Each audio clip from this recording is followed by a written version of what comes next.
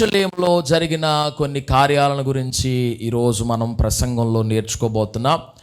ముఖ్యంగా యేసు ప్రభువారి యొక్క జీవితంలో నుండి ఒక క్రైస్తవుడు నేర్చుకోవలసిన కొన్ని ముఖ్యమైన సంగతులను గురించి ఈరోజు మనం ప్రసంగంలో నుంచి కొన్ని విషయాలు తెలుసుకోబోతున్నాం.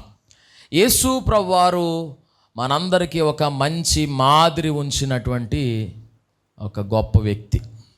ఆయన దేవుడు, అలాగే మనిషి, దైవత్వము కలిగిన మానవుడు. కనుక ఆయనలో నుండి మనం నేర్చుకోవలసిన ముఖ్యమైన కొన్ని సంగతులు ఈరోజు తెలుసుకుందాం. చాలా విషయాలు ఉన్నాయి, అయితే అన్నీ చెప్పడానికి ఇది సందర్భం కాదు. కాబట్టి ముచ్చటగా 3 మాటలు నేను చెప్పి ప్రార్థన చేస్తాను. ముఖ్యంగా యేసుక్రీస్తు ప్రభువారిలో 3-4 అంశాలు ఈరోజు మనం కలిసి ధ్యానం చేద్దాం. మేము ఎప్పటి నుండో క్రైస్తవులం, మాకు మరలా యేసు ప్రభు గురించి చెప్పేది ఏముంటుంది అని అనిపించవచ్చు.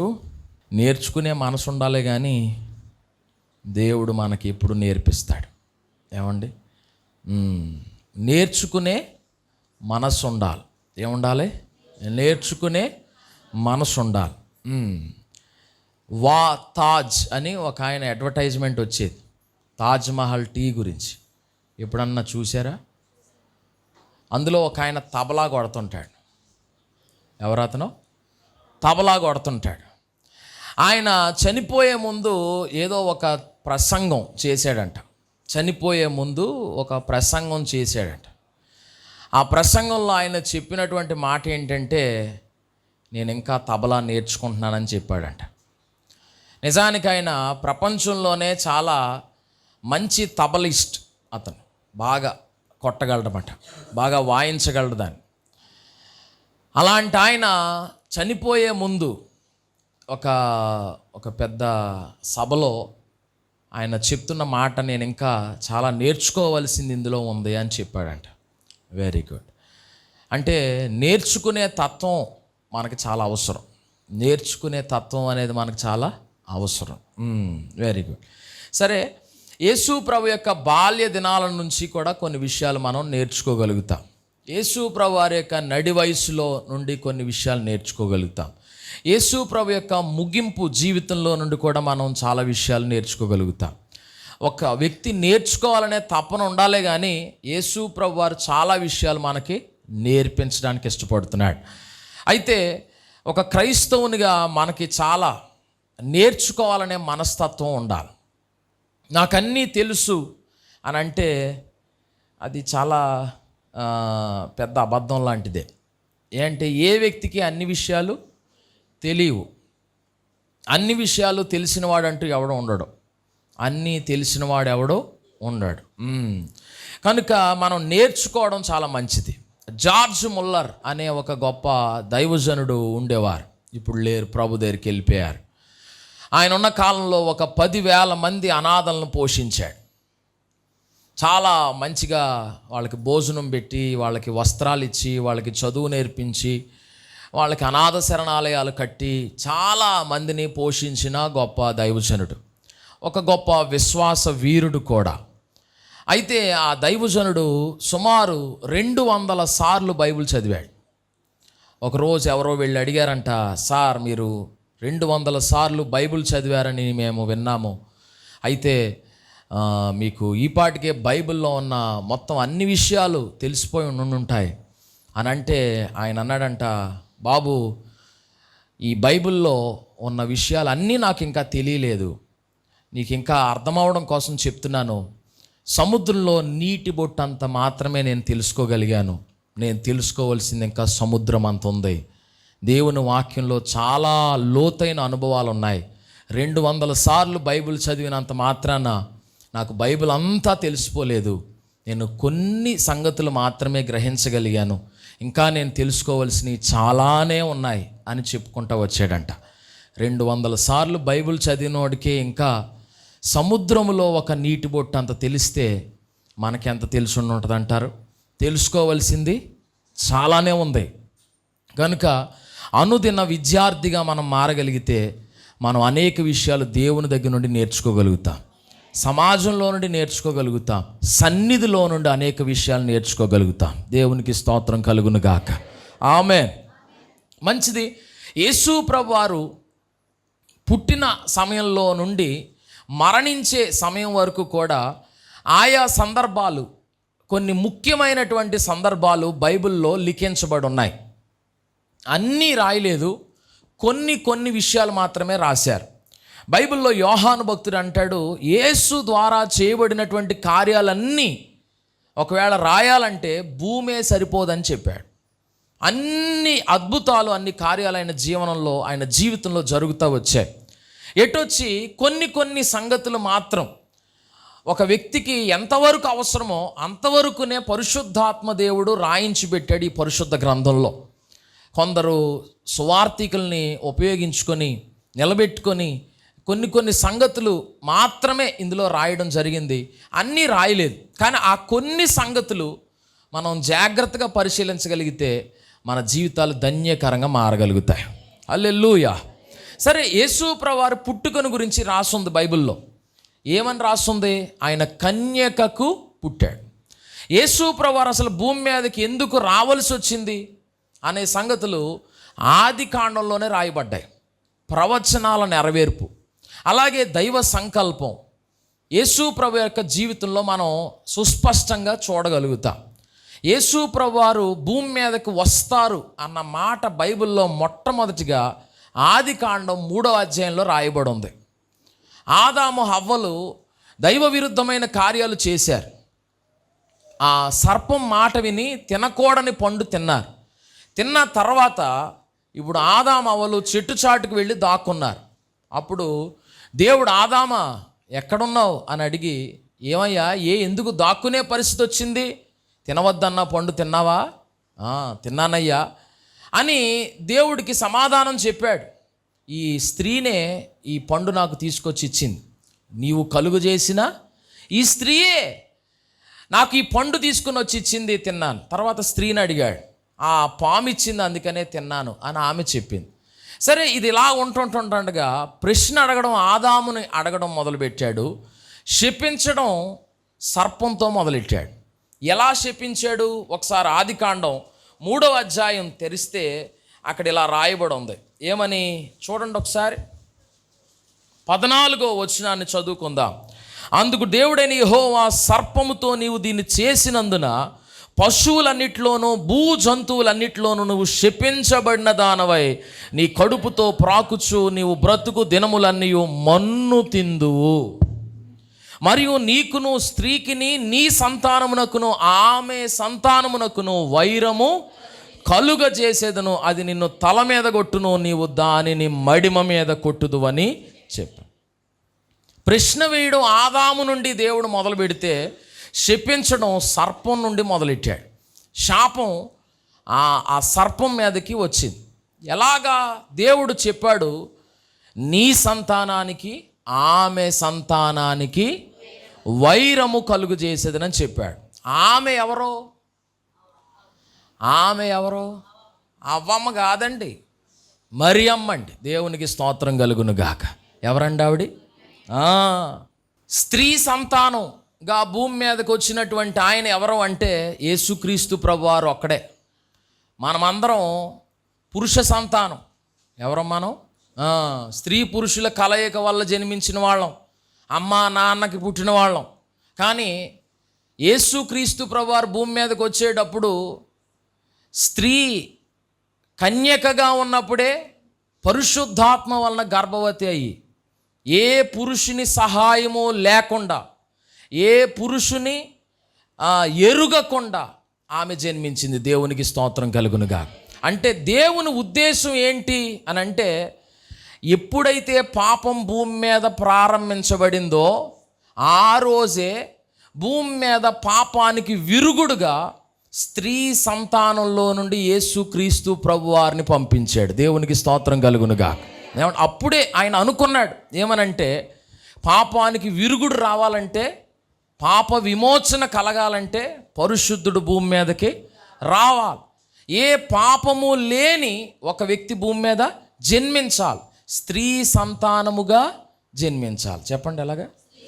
మరలా చెప్పాలి, స్త్రీ సంతానముగా జన్మించాలి. ఏమండి, స్త్రీలో నుండే మొదటి పాపం వచ్చింది. అందుకనే దేవుడు ఆ స్త్రీలో నుండే పరిశుద్ధుడిని పుట్టించాడు. హల్లెలూయా. ఏమండి, సర్పము దేన్ని పాడు చేయాలనుకున్నాడో దేవుడు దాన్నే బాగు చేయాలనుకున్నాడు. ఏమండి, అంటే దీన్ని బట్టి స్త్రీలారా మీరు గమనించవచ్చు, మీరైతే అపవాది చేతుల్లోనే వాడబడచ్చు. ఒకవేళ మీరు జాగ్రత్తగా దేవుణ్ణి వెంబడిస్తూ ఉండుంటే దేవుడి చేతుల్లో కూడా వాడబడచ్చు. Praise the lord. ఇప్పుడు అపవాది చేతులకు అప్పగించుకుంటే జీవితం అపవిత్రమైపోతుంది, పాడైపోతుంది, శపితమైపోతుంది, పూర్తిగా నాశనం అయిపోతుంది. అనేకమైన పాడైపోయిన తరాలకి మీరు తల్లిగా ఉండిపోతారు. కానీ లేదు, ఒకవేళ ఈ ఘట్టం అపవిత్రతకు కాదు, చీకటికి కాదు, లోకానికి కాదు, పవిత్రంగా నేను కాపాడుకుంటానని అనుకుంటే దేవుడు మిమ్మల్ని ఒక మరియ తల్లిని ఆశీర్వదించినట్టు ఆశీర్వదిస్తాడు. జనములకు తల్లిగా చేస్తాడు. మీలో నుండి ఉద్భవించే వాళ్ళు ఆశీర్వాదింపబడినటువంటి వంశంగా మారగలుగుతారు. హల్లెలూయా. ఏమండి, రెండు మీ చేతుల్లోనే ఉన్నాయి. ఎవరి చేతుల్లో? దేవుడు ఎవరిని బలవంత పెట్టడం. దేవుడు అందరికి ఆప్షన్ ఇస్తాడు. ఆప్షన్ అనండి ఒకసారి. ఆప్షన్స్ ఇస్తాడు. ఇది కోరుకుంటావా, ఇది కోరుకుంటావా అని దేవుడు ఎప్పుడు ఆప్షన్ పెడతాడు. ఇదే చెయ్యి అండవు, ఇది చెయ్యి ఇలా ఉంటుంది, ఇది చెయ్యి ఇలా ఉంటుంది అంటాడు. ఇప్పుడు హవ్వమ్మ ముందు కూడా పెట్టాడు దేవుడు అవకాశం. పండు తింటే పోతావు అన్నాడు, చచ్చిపోతావు అన్నాడు. అంటే ఆవిడ కావాలని వెళ్ళి తిన్నది, మరి అందుకనే కదా ఎన్ని బాధలు తెచ్చింది. సరే, ఇవన్నీ ఇలా ఉంచితే ఇప్పుడు ఎప్పుడైతే భూమి మీదకి శాపం ప్రారంభించబడిందో, ఎప్పుడైతే భూమి మీద పాపం ప్రారంభించబడిందో, అదే రోజు దేవుడు పలికిన మాట, స్త్రీ సంతానంగా పుట్టబోతున్న యేసుక్రీస్తు ప్రభువారి ద్వారా సాతాను తల చెతగొట్టబడుతుంది. హల్లెలూయా. అంటే ఎక్కడ ఆదికాండం 3వ అధ్యాయం, ఎక్కడ మత్తయి సువార్త 1వ అధ్యాయం. దేవుని ప్లానింగ్ అసలు మనిషి యొక్క తలంపులకు కూడా అంతు చెక్కదు. ఎప్పుడో జరగబోతున్న కార్యాన్ని ముందుగానే దేవుడు పలికాడు. దేవునికి స్తోత్రం కలుగును గాక. ఎప్పుడో జరగబోతున్న సంగతి దేవుడికి భవిష్యత్తు అంతా తెలుసు. ఏం తెలుసు? దేవునికి భవిష్యత్తు తెలుసు కనుక ఆయనకి మనం పూర్తిగా లోబడాలి. ఏమండి, సరే జాగ్రత్తగా వినండి. నేను మిమ్మల్ని అడుగుతున్నాను, మరి మీకు ఎంతమందికి భవిష్యత్తు తెలుసు? ఒకవేళ భవిష్యత్తు తెలుసు అనుకోండి, సంతోష్ గారి సెంటర్లో ఇంకా ఏంటది మిషన్ కొట్టకలేదు. ఇంకా ఇక్కడ జాతకములు చూడబడినారు బోర్డు వేసుకోవచ్చు. ఇక్కడ భవిష్యత్తు చెప్పబడినంటే, సార్ కోడి పందెంలో ఎవరి కోడి నెగ్గుద్దు సార్ అని అందరూ వచ్చి ఆయన దగ్గరికి వచ్చేస్తారు. అప్పుడు బాగా గిరాకీ పెరిగిపోతుంది. ఏమండి, అవునా కాదా? కానీ మనుషులకి అన్నీ తెలియదు. ఏమండి, మనుషులకి అన్నీ పర్లేదు అనండి. మనకు అన్నీ తెలియదు. అన్నీ తెలిసిపోతే మనం ఇలాగ ఉండం, ఇంకా గాల్లో తేలిపోతుంటాం. అందుకని దేవుడు అన్నీ చెప్పడం, మనకి అన్నీ చెప్పాడు. మళ్ళీ చెప్తున్నాను, అన్నీ చెప్పాడు, అవసరమైనయే చెప్తాడు. ఏమండి, ఎందుకంటే మనం భవిష్యత్తును దృష్టిలో పెట్టేసుకొని ఒకవేళ ఎవరైనా కోటేశ్వర్లు అయిపోతారని దేవుడు కనుక ముందే చెప్పేశాడు అనుకోండి, వాళ్ళు ఇంక తినేసి పడుకుంటారు. ఇంకా కోటేశ్వర్లు అయ్యే మాట తర్వాత సంగతి, ఉన్నదంతా ఆరిపోద్ది. ఇంకా అది సంగతి. అందుకని దేవుడు అన్నీ ముందే చెప్పాడు. ఆడపిల్ల మగపిల్లోడా ముందే చెప్పడం. ఎందుకంటే ముందే మనం ఒకవేళ ఆడపిల్ల అనుకో, ఎలాగో అక్కడికి వెళ్ళాక గోడకు తాకడిపోద్ది ఈ అత్తగారు. ఏమండి, మరి ఎందుకు ముందే తాకడిపోవడం? అదే ముందే వెళ్ళిపోతారు కదా, ఇంక లేకపోతే ముందే వెళ్ళిపోయి ఇంక గోడను అతుక్కుపోద్ది. అతుక్కుపోయి ఇంకా రాశిరాంపాని ఎట్టేది. ఈవిడ ఆడపిల్ల ఎందుకని? అత్తగారు ఎవరో ఆడపిల్లే, కానీ ముందే మరి దాపడిపోద్ది వెళ్ళి. వద్దు. సరే, మన ప్రసంగం ఇది కాదు, కానీ నా మాట జాగ్రత్తగా వినండి. ఇప్పటి నుండి యేసు ప్రభువారు పుట్టడం గురించి ఆది కాండములోనే రాయబడింది. అంటే యేసు ప్రభు పుట్టుకకు చాలా ఉన్నతమైన ప్రణాళిక ఉంది. ఆయన పుడతాడని యెషయా భక్తుడు ప్రవచించాడు. ఆయన పుట్టాక జరిగే సంగతులు జకర్యా భక్తుడు ప్రవచించాడు. మేకా భక్తుడు ప్రవచించాడు, ఇలా ఇర్మియా భక్తుడు ప్రవచించాడు. ఎందరో గొప్ప గొప్ప వ్యక్తులు ప్రవచిస్తూ వచ్చారు. దానియేలు ఒక గొప్ప ప్రవక్త.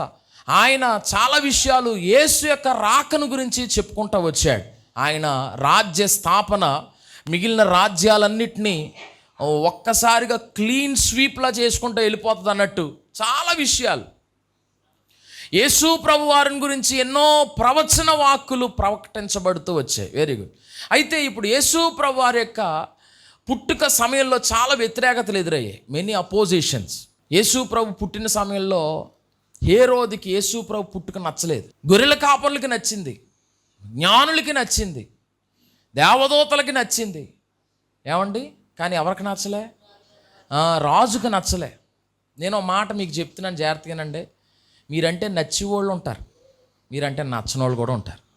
ఎవరుంటారు? పర్లేదు చెప్పండి. నచ్చిన వాళ్ళు ఉంటారంటే ఆనందం అయిపోతుంటుంది, నచ్చని వాళ్ళు ఉంటారంటే బాధ కలుగుతుంది. కానీ అదేంటో మీ పతనాన్ని కోరుకునే వాళ్ళు కూడా పుడతారు. మీరు ఉన్నతమైన స్థాయికి ఎదగడం కొరకు మీకు సహకరించే వాళ్ళు కూడా మీ కొరకు పుడతారు. హల్లెలూయా. ఏమండి? సో మీ పతనాన్ని కోరుకునే వాళ్ళు చేరువలోనే ఉంటారు, మీకు సహకరించే వాళ్ళు కూడా మీకు చేరువుగానే వస్తారు. హల్లెలూయా. ఏమండి బహు జాగ్రత్తగా వినండి. యేసు ప్రభు వారి పతనాన్ని కోరుకున్న హేరోదు ఆ ఏరియాలోనే ఉన్నాడు, అక్కడే ఉన్నాడు. సో ఇట్లా కొంతమంది మీ పతనాన్ని కోరేవాళ్ళు ఉంటారు. అయినంత మాత్రాన మీరు పతనం అయిపోతారని ఏం కాదు. దేవుడు దానికంటే మించి తన సహాయకులను కూడా మీ కొరకు పంపుతాడు. హల్లెలూయా. ఏమండి? మోషే చచ్చిపోవాలని ఫరో కోరుకున్నాడు, మంత్రసాలను పంపాడు, మొసళ్ళను పంపాడు, ఆఫీసర్లను పంపాడు.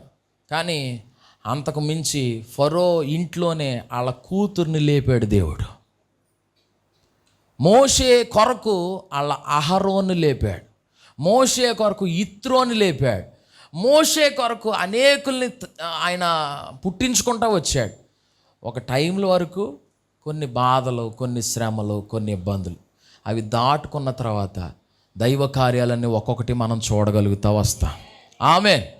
రండి శ్రద్ధగా ఇక వాక్యంలోకి వెళ్దాం. ఇప్పుడు యేసు ప్రభు వారు చిన్న వయసు, అప్పుడే యెరూషలేముకి తీసుకెళ్ళారు, సున్నతి చేయించారు. ఏం చేయించారు? సున్నతి. 8వ దినాన తీసుకెళ్ళారు. మన వాళ్ళు ఈ ఏరియాలో ఏం చేస్తారు? 21వ రోజు చేస్తారు. ఎన్నో రోజు అది? ఏం పద్ధతి అది? ఏదో క్రమం ఉంటుంది కదా.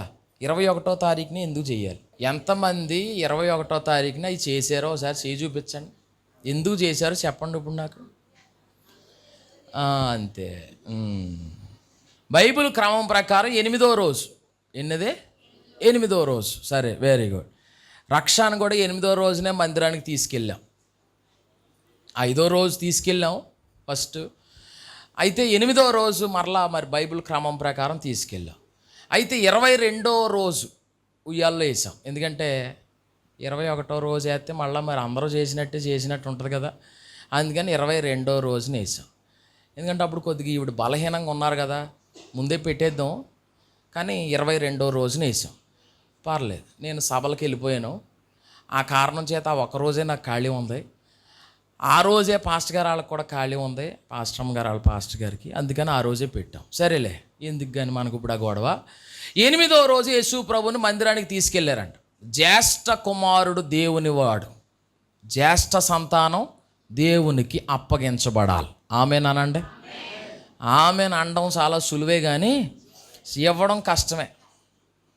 మొన్న ఒక ఆవిడ పాట పాడుతుంది, గర్భఫలమైన నా జ్యేష్ఠ పుత్రుని నీకిచ్చిన చాలునా, ఏడాది దూడలనా వేలాది పొట్టేళ్ళనా, ఏడాది దూడలనా వేలాది పొట్టేళ్ళనా, నీవు చేసిన ఉపకారములకు నేనేమి చెల్లింతును, నీవు చేసిన ఉపకారములకు నేనేమి చెల్లింతును.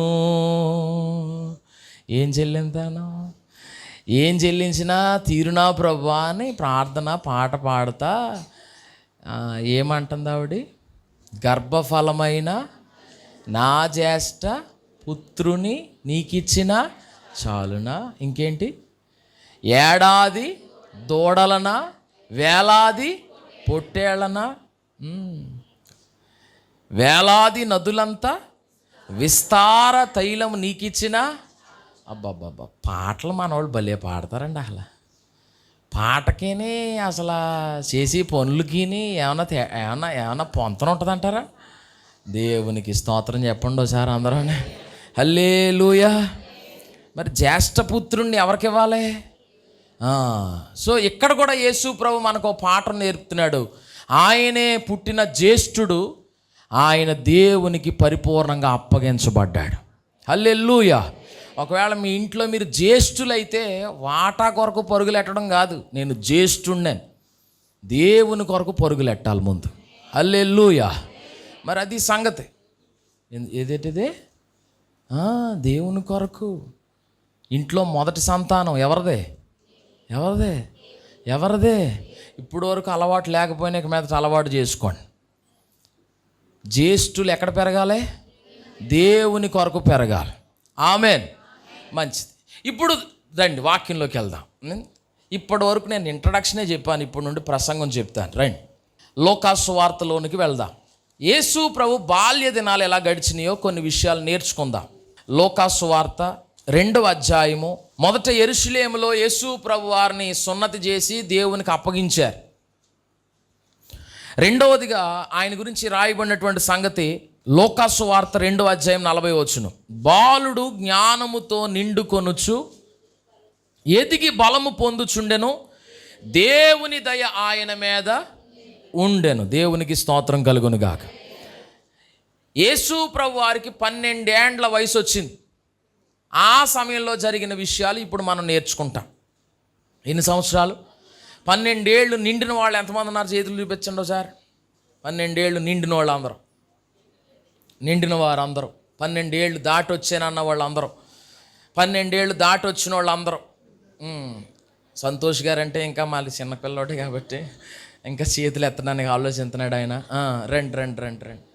ఎరా నువ్వు 12 ఏళ్ళు నిండి కదరా చెయ్యత్తరా.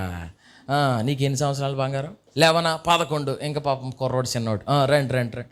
12 ఏళ్ళు వచ్చిన వాళ్ళు అందరూ ఎత్తండి, చేతులు ఎత్తండి. 12 ఏళ్ళు నిండిని. మంచిది. ఇప్పుడు యేసు ప్రభు 12 ఏళ్ల వయసులో ఏం చేశాడో మీరు అదే చేశారో లేదో చూద్దాం ఒకసారి. యెరూషలేములో పండగ జరుగుతుందంట. ఆ పండగ టైంలో ఏం జరిగిందో కొన్ని విషయాలు చెప్తాను వినండి. నేను ఏమన్నాను? యెరూషలేములో యేసు ప్రభు వారు ఏం చేశారో కొన్ని విషయాలు చెప్తానన్నాను. అయితే మొదట యేసు ప్రభు వారికి యెరూషలేములో దేవుని మందిరంలో ఆయన అప్పగించి సున్నతి చేసి దైవ సేవకునికి అప్పగించి ఆయన చేత ప్రార్థన చేయించి దేవుని మందిరంలో గొవ్వలు బలిగా అర్పించడం జరిగింది. ఆ టైంలో దైవజనుడు ఆత్మచేత నింపబడి కొన్ని విషయాలు యేసును గురించి పలికారు. యేసు ప్రభు యొక్క భవిష్యత్తు ఎలాగ ఉండబోతుందో ఆయన గురించి చెప్పడం జరిగింది. ఏ వయసు అప్పుడు? 8 రోజుల వయసు అప్పుడు. దేవుని బిడ్డలారా, పిల్లోడు ఎప్పుడో పెద్దోడైపోయాక కాదు అతని గురించి కొన్ని నిర్ణయాలు తీసుకోవాల్సింది. బిడ్డ పుట్టడంతోనే ఆ బిడ్డ కొరకైన దైవ చిత్తం దేవుడు బయలుపరుస్తాడు. అది ముఖ్యంగా బయట వాళ్ళు ఎవరెవరికో తెలియకపోయినా ముందు వాళ్ళ తల్లికి తండ్రికి దేవుడు మాట్లాడి చెప్తాడు. ఇది ఈ బిడ్డ ఈ భూమి మీదకి రావడం వెనక ఉద్దేశం.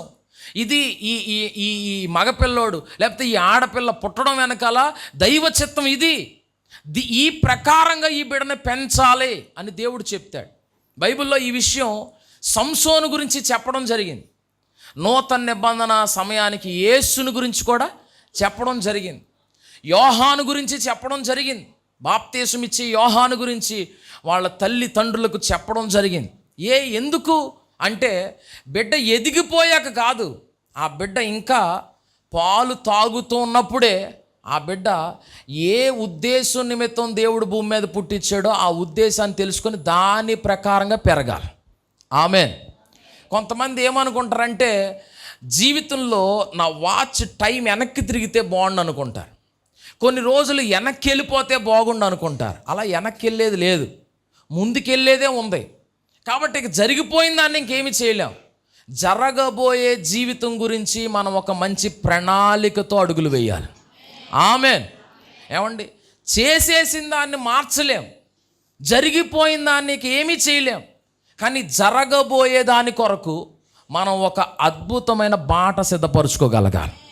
యేసు ప్రభువారే మనకి మంచి మాదిరి. యేసు ప్రభువారు 8 ఏండ్ల వయసులో 8 రోజుల వయసు అప్పుడు ఆయన దేవాలయంలో అప్పగించబడ్డాడు. సరే, ఇప్పుడు 8 ఏళ్ళప్పుడే తీసుకురాబడి తర్వాత అంతా లోకంలో పెరిగిన వాడు కాదు. జాగ్రత్తగా గమనించితే 12 సంవత్సరాల వయసు అప్పుడు ఒక పండగ జరుగుతుందంట యెరూషలేములో. ఆ పండక్కి వీళ్ళు ఏటేటా వెళ్తారంట, వీళ్ళు ఫ్యామిలీగా వెళ్తారంట. అది పస్కా పండగ జరిగే సమయం. ఏ పండగ ఇది? పస్కా పండగ ఆచరణ ఆ ఇంటి వారందరూ చేస్తున్నారు. యెరూషలేంకి వచ్చారు, పస్కా పండగ ఆచరించే పని మీద ఉన్నారు. ఎక్కువ మంది ప్రజలు కూడుకునే చోటున కొంతమంది జాతర చేస్తారు. జాతర చేసినా చేయకపోయినా ఎక్కువ మంది ఒక చోట కూడుకుంటున్నారనేటప్పటికీ అక్కడ బోర్లు అమ్మి కూడా వస్తాడు, అక్కడికి జీళ్ళు అమ్మి కూడా వస్తాడు, అక్కడికి ఖర్జూరం అమ్మి కూడా వస్తాడు, బుడగలు అమ్మి కూడా వస్తాడు. ఇంకా జెయింట్ వీల్ ఒకటి ఉంటుంది, రంగుల రాట్నం తెలుసా మీకు?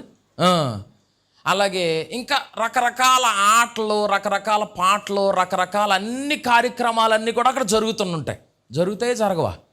పండగ జరుగుతుందంటేనే ఆ చుట్టుపక్కల వాతావరణం అంతా అలాగే ఉంటుంది అంతా. సరే, ఇది పండగ జరుగుతున్నటువంటి టైము.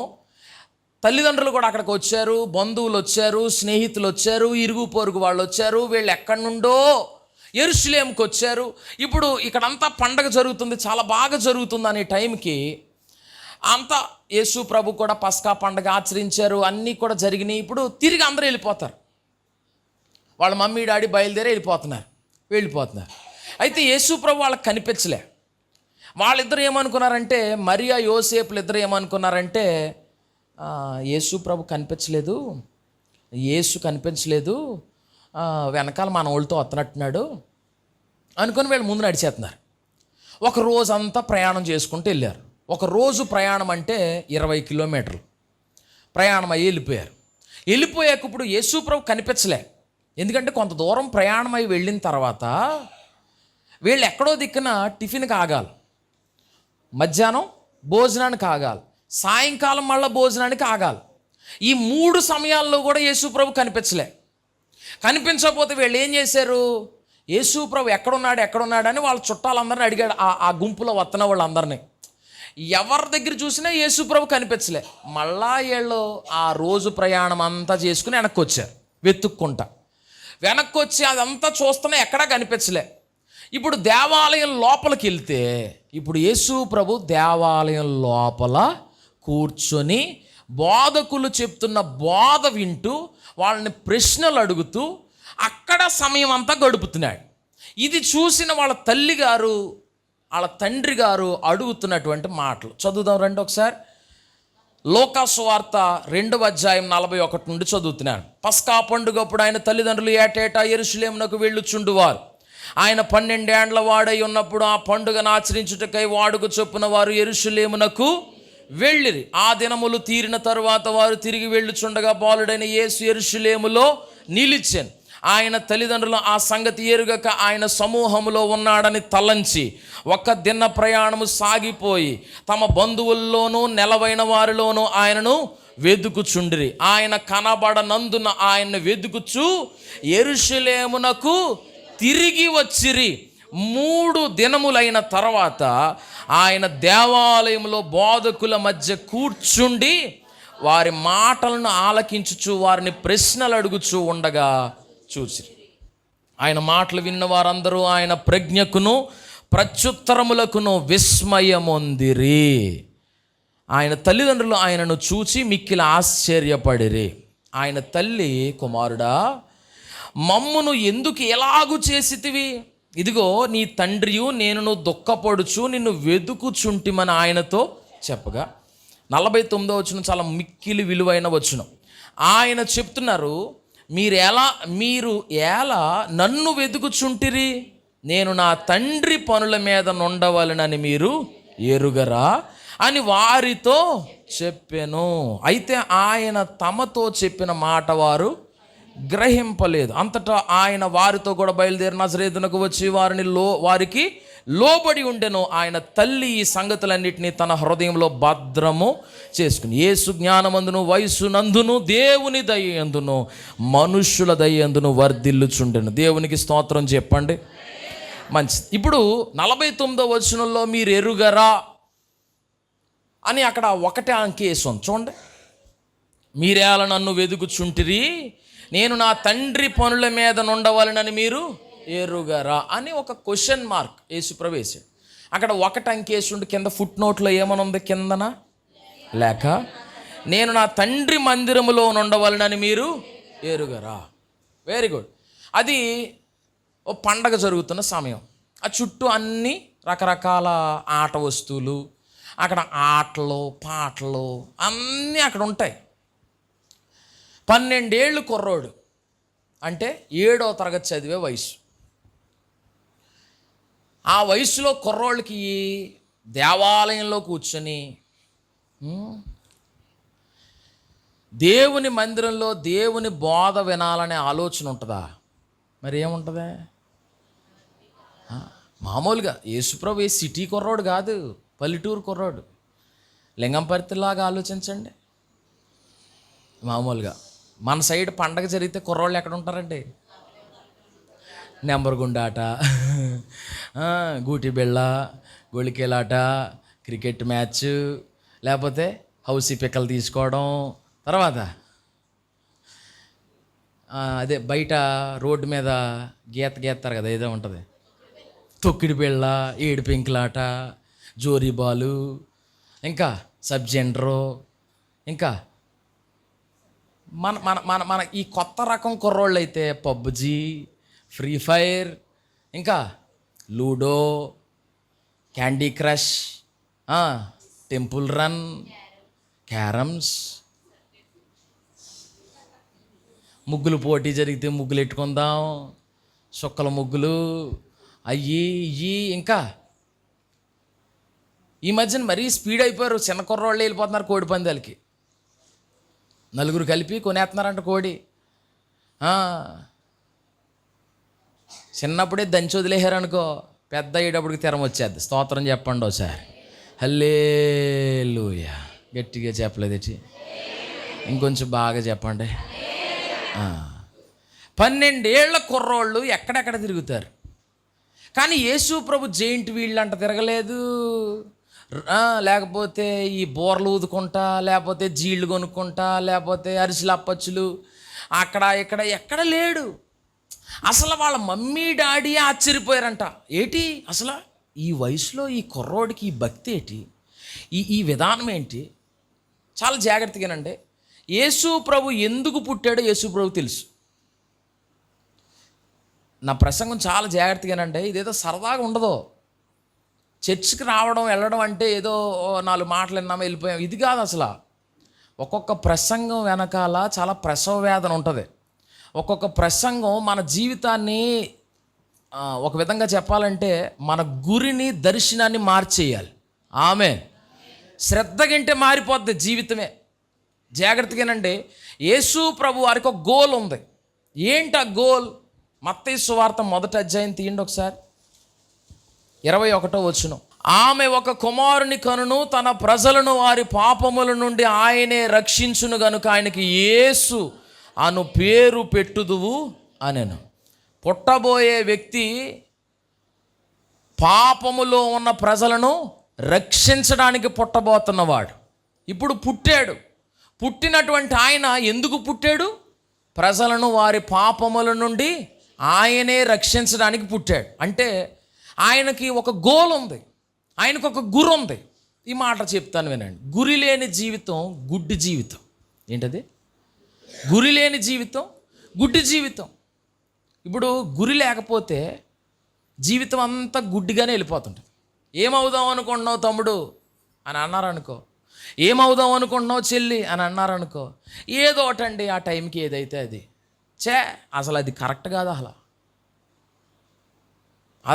అది ఒక క్రైస్తవుడు నోట్లోండి వచ్చే మాట అలా ఉండకూడదు. నువ్వు ఏం అవ్వాలనుకుంటున్నావో నీకు ఒక గురి ఉండాలి.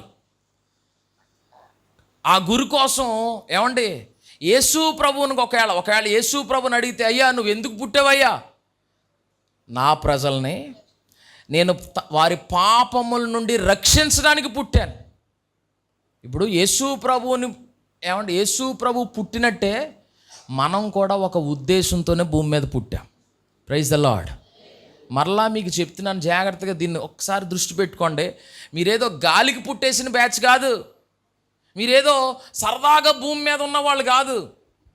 మరలా రిపీట్ చేస్తున్నాను, మీరు కారణ జన్ములు. దేవునికి స్తోత్రం కలుగును గాక. ఏమండి, నేను మాట్లాడే మాటలు ఇవి వింటున్న వ్యక్తులు ఒకవేళ కొద్దిగా శ్రద్ధ పెట్టి ఆలోచించడం మొదలు పెడితే మీ జీవితం యొక్క గురి గమ్యమే దేవుడు మార్చబోతున్నాడు. దేవుని బిడ్డలారా, హల్లెలూయా. శ్రద్ధ పెట్టి వినండి. ఏది ఉంటే అది కాదు, ఎలా అంటే అలా కాదు. అందరూ ఎలా నడిస్తే నేను అలాగే నడుతొచ్చే, అది అసలు జీవితమే కాదు. జాగ్రత్తగా వినండి. యేసు అందరిలాగా జీవించడానికి లేడు. అందరూ బయట ఉన్నారంట, జాతరలో, పండగలో ఎక్కడో ఉన్నారంట. కానీ యేసు దేవాలయంలో ఉన్నాడు. ఎప్పుడు 12 ఏళ్ళప్పుడు. ఏ వయసు అండి అది? 12 ఏళ్ళప్పుడు. చాలామంది ఏమనుకుంటారు తెలుసా, గురి ఎప్పుడోనండి, మనం ఇప్పుడంతా ఎంజాయ్ చేయాలి, ఒక వయసు వచ్చాక. ఏ వయసు వచ్చాక? ఇప్పుడు మన పీటర్ ఉన్నాడు 10th క్లాస్, తనకి 600 మార్కులు ఎగ్జామ్ జరుగుతుంది ఇంకొక 2 నెలల్లో. ఇప్పుడు తను ఏమనుకున్నాడంటే తనకి కనీసం 550 మార్కులన్నా రావాలనుకున్నాడు 10వ తరగతిలో. మన చార్మి కూడా అలాగే అనుకుంది, 590 అలాగ అనుకుంది. కానీ ఎందుకులే మరి పెద్ద టార్గెట్లు, మనం ఒక 540 550 అన్నా సంపాదించుకోవాలని అనుకుంది. ఎవరో? చార్మి. అలాగే మన పీటర్. ఇద్దరికిద్దరు అసలు మామూలుగా చదువుతలేదు. ఇంకా వాళ్ళ మమ్మీ డాడీకి కూడా ఆశ్చర్యం వేసేస్తుందన్నమాట. ఏంటి తెల్లవారు లెగిసిపోతున్నారు, ఇంకా పుస్తకాలు పట్టుకునే ఉంటున్నారు, ఇంకా ఎప్పుడు స్కూల్ మానరు. మొన్న సెలవులు వచ్చినాయి 10 రోజులు, వాళ్ళు ఎక్కడా అసలు ఇల్లు దాటలేదు, ఎక్కడ ఇంక అలా పుస్తకాల ముందే కూర్చున్నారు, ఇంకా అదే పనిగా చదువుతూనే ఉన్నారు. ఒక్కొక్కడు ఉంటాడు, ఆడికి పెద్ద స్కూల్కి వెళ్ళినా పెద్ద మార్కులు రాపోయినా పర్లేదు, ఎందుకంటే వాళ్ళ డాడీ ఆల్రెడీ మోతుబారు, శుభ్రంగా ఉన్నవాడు, అవసరమైతే డబ్బులు ఇచ్చి పాస్ చేయించేస్తాడు. ఈడేమో ఏదో వెళ్ళాలి కదా అని వస్తున్నాడు అంతే స్కూల్కి. ఆడికి అత్యవసర మార్కులు వచ్చినా పర్లేదు, ఎలాగోలాగా నాన్న రికమెండేషన్తోనన్న జాబ్ వేయించేస్తాడు, లేకపోతే ఏదో వ్యాపారం పెట్టేస్తాడు. ఆడికి అలా జరిగిపోద్ది ఇంకా. కాబట్టి ఆడు ఎక్కడ ఉంటాడో, మామూలుగా పండగ జరిగిందనుకో ఎక్కడ ఉంటాడో, అదే చెప్పట్లేదు, జీళ్ళ దగ్గర ఉంటాడు, ఖర్జూరం దగ్గర ఉంటాడు, గూటిబేళ్ళ దగ్గర ఉంటాడు, గోళికాయలాడ దగ్గర ఉంటాడు, పందాలంటే పందాలకి వెళ్ళిపోతాడు. ఇదిగో ఇది ఉంటుంది కదా, ఫ్రీ ఫైర్ ఆడుకుంటా అలాగా ఊగిపోతూ ఉంటాడు. ఈ లోపల ఇన్స్టాగ్రామ్లో రీల్స్ చూసుకుంటాడు, ఫేస్బుక్లో అవి అంటాడు ఇవి అంటాడు, ఇంకన్నీ ఇయ్యే. ఎందుకంటే మనోడికి ఒక గురి లేదు. కానీ ఇప్పుడు మన పీటర్ అంటారా, చార్మి అంటారా, వీళ్ళు గురితో చదువుతున్నారు. ఎంత? 550 మార్కులన్నా రావాలి కనీసం. ఏంటది అన్న కనీసంలో కనీసం ఎన్ని మార్కులు? 550 అన్నా రావాలి అని. ఇంకా అందుకనే ఇటు అటు తిరగకుండా దృష్టి అంతా దేని మీద? చదువు మీదే పెట్టి కొనసాగుతున్నారు. ఒకవేళ ఎవరన్నా ఫోన్ పట్టుకొచ్చిన, ఫోన్ ఏంటి ఇది ఎలా చూస్తున్నారంటే, అదే చూడండి, గొంగల పురుగు ఎలాగుంటుంది, పాకితే ఎలాగ ఎలర్జీ వచ్చేస్తుందో అలా చూస్తా చే నాకు పుస్తకాలే ముఖ్యం అని ఇంకేళ్ళ పుస్తకాల పురుగు అయిపోతున్నారు. గొంగల పురుగు కాదంట, ఏ పురుగు? పుస్తకాల పురుగు అయిపోయి ఇంక అదే పనిగా చదువుతుంటే రావా మార్కులు? చెప్పండి, వస్తాయి. ఎప్పుడు? ఏమండి, తెల్లారితే ఎగ్జామ్ అనగా రాత్రి కూర్చొని చదివినోడికి వస్తాయా 550? రావు. మరి ఎవరికి వస్తాయి? ఒక ప్రణాళికాబద్ధంగా జూన్ నెల అంటే అంతకు ముందు నుండి చదివింతున్నారు కొన్ని స్కూల్లో అయితే. అంతకుముందు నుండి ఆ శ్రద్ధ పెట్టి వరుసగా ఏమంటే స్కూల్లో వాళ్ళు చేయగలిగిందంతా వాళ్ళు చేస్తారు, తల్లిదండ్రులు వాళ్ళ చేసేదంతా వాళ్ళు చేస్తారు, మిగిలింది ఎవరు చేయాలి? చదువుకునేవాడు చేయాలి. ఒక్కొక్కడు ఉంటాడు, ఆడికి అసలు ఇంకా గాలికి తిరగడమే ఆడి పని. మన గురేమో ఆ గాలికి తిరిగేవాడి మీద ఉంటుంది. కానీ మనం అలాగ ఉండకూడదు. ఈ పీటర్ చార్మి ఎలాగైతే చదువుతున్నారో ఇప్పుడు వాళ్ళకి లాగే కనుక చదివారనుకో, 10th క్లాస్ కాదు, ఇంటర్మీడియట్ కాదు, ఒకవేళ మెడిసిన్ కావాలంటే, ఇంజనీరింగ్ కావాలంటే, IIT కావాలంటే, IIIT కావాలంటే, ఇంకేది కావాలంటే అది అయిపోతారు యేసు రక్తం వేసి. హల్లెలూయా. అదే ఒకవేళ సరదాగా ఫేస్బుక్ అంటే నువ్వే ఉంటావు, యూట్యూబ్ అంటే నువ్వే ఉంటావు, అదేంటది ఇన్స్టాగ్రామ్ అంటే నువ్వే ఉంటావు, ఎప్పుడు చూసినా వాట్సాప్ ఆన్లైన్లోనే కనబడతావు, పగలో లేదు రాత్రి లేదు, ఎప్పుడు చూసినా ఆన్లైనే. ఇంకా అప్పుడు బతికేమవుద్ది? అంతా వేరే లైన్ అయిపోద్ది. నా మాట జాగ్రత్తగానంటే, యేసు ప్రభు గురి వైపు పరుగులు పెడుతున్నాడు. ఇప్పటి నుండి చర్చ్ అంటే చాలామంది ఏమంటారు, చప్పట్లో స్తోత్రాలు హల్లెలూయాలే కాదు, బతుకులు కట్టే వాక్యాలు ఇక్కడ ఉంటాయి. హల్లెలూయా. మనం శ్రద్ధ పెట్టి చదవాలే కానీ జీవితానికి నిజమైన మోటివేషన్ స్కిల్స్ అన్ని ఇందులో నేర్చుకోవచ్చు. యేసయ్యకి 12 ఏళ్ళప్పుడే ఆయన నోటితో పలుకుతున్న ఒక మాట వాళ్ళ అమ్మగారు అడుగుతున్నారు, ఏమయ్యా యేసు నువ్వు మాతో పాటు రాకుండా ఎక్కడేం చేస్తున్నావు అంటే, అమ్మా నేను నా తండ్రి పని మీద ఉండాలని నీకు తెలీదా? నీకు తెలీదా మమ్మీ? నేను ఏం చేయాలో నీకు తెలీదా? ఇప్పుడు కుర్రోళ్ళు ఎలా ఉన్నారు? ఎందుకు రాత్తమాను పోను, ఎందుకు రాత్తమాను ఆటలో, కొంతసేపు చదువుకోవచ్చు కదా మమ్మీ, కొంతసేపు మమ్మీ. ఇలా కాదు మనం ఉండాల్సింది. నీకు ఒక గోల్ ఉండాలి. ఆ గోల్ వైపు నువ్వు వెళ్తుంటుండగా ఇంట్లో వాళ్ళే అడ్డుపెట్టినా నువ్వు ఆ గోల్ కోసం ఎంతైనా త్యాగం చేయాలి. ఆమేన్. ఎస్. ఏమండి, వాళ్ళ మమ్మీ వాళ్ళ డాడీ ఆశ్చర్యపోయారంట, పిల్లలో మీరు అలాగుంటే మీ మమ్మీ డాడీ మీకు ఎంత సపోర్ట్ చేయాలంటే అంత సపోర్ట్ చేస్తారు. నేను అంటాను, ఇంకా సంతోష్ గారు అయితే ఇంటికి కూడా రాడు, ఇంకా మిషన్ తొక్కుతూనే ఉంటాడు, ఇంకా యేసు రక్తం వేసి. అలాంటి పిల్లల్ని చూస్తే అలాగనిపిస్తుంది. ఇంకా మన ప్రేమ్ గారు అయితే ఇంకా ఎక్సలేటర్ వదలడు, ఇంకా దిగండి, లేకపోతే నేను ఇలా వెళ్తానే ఉంటాను, మీరు దిగిపోండి అమ్మా. చూడండి హైదరాబాద్లో RTC బస్సులో వాళ్ళు ఏమి ఆపరు, ఇంకా అది అలా వెళ్తానే ఉంటుంది, వీళ్ళు దిగిపోతూనే ఉంటారు, ఎక్కేస్తూనే ఉంటారు. అలా ఇంకా ప్రేమ్ గారు ఆ పీటర్ని, ఆ ప్రశాంతిని చూసి ఏమనుకుంటారంటే, అవసరమైతే నలుగురిని పైన కూడా ఎక్కించేస్తాడు యేసు రక్తం వేసి. హల్లెలూయా. మరి అలాగుంటుందే. అమ్మ నాన్నకి ఎప్పుడు ఆనందమో తెలుసండి, పిల్లోడు ఒక స్థాయికి వెళ్ళిపోతున్నాడంటే ఇంక వీళ్ళు ఎంతవరకు దిగిపోవాలన్నా దిగిపోతారండి. ఇంకా దేవునికి స్తోత్రం కలుగును గాక. హల్లెలూయా.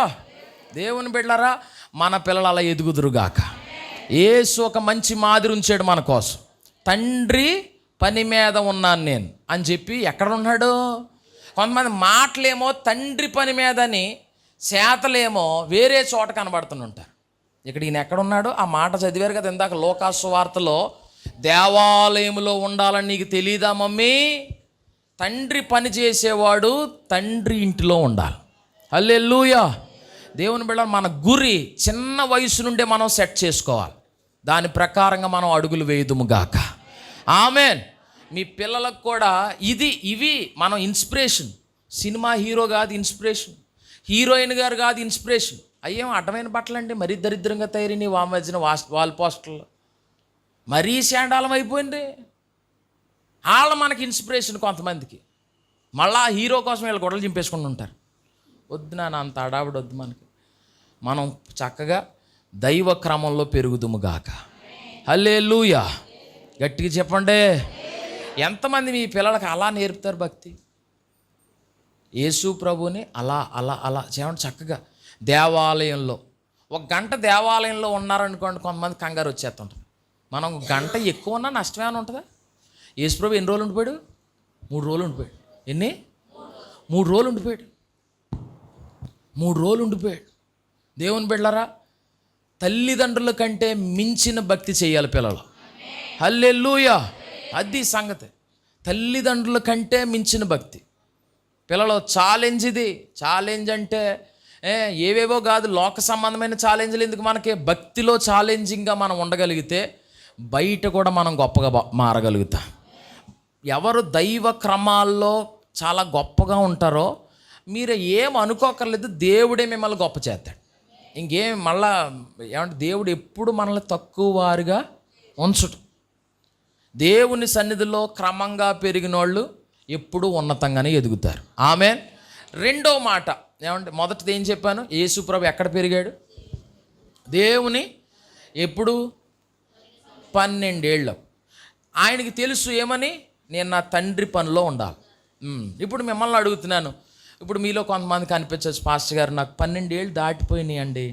12 ఏళ్ళు ఏంటి, 25 ఏళ్ళు కూడా దాటిపోయినాయి. 25 ఏళ్ళు ఏంటి, 40 ఏళ్ళు కూడా దాటిపోయినాయి. 40 ఏళ్ళు ఏంటి, 50 ఏళ్ళు కూడా దాటిపోయినాయి కొంతమందికి.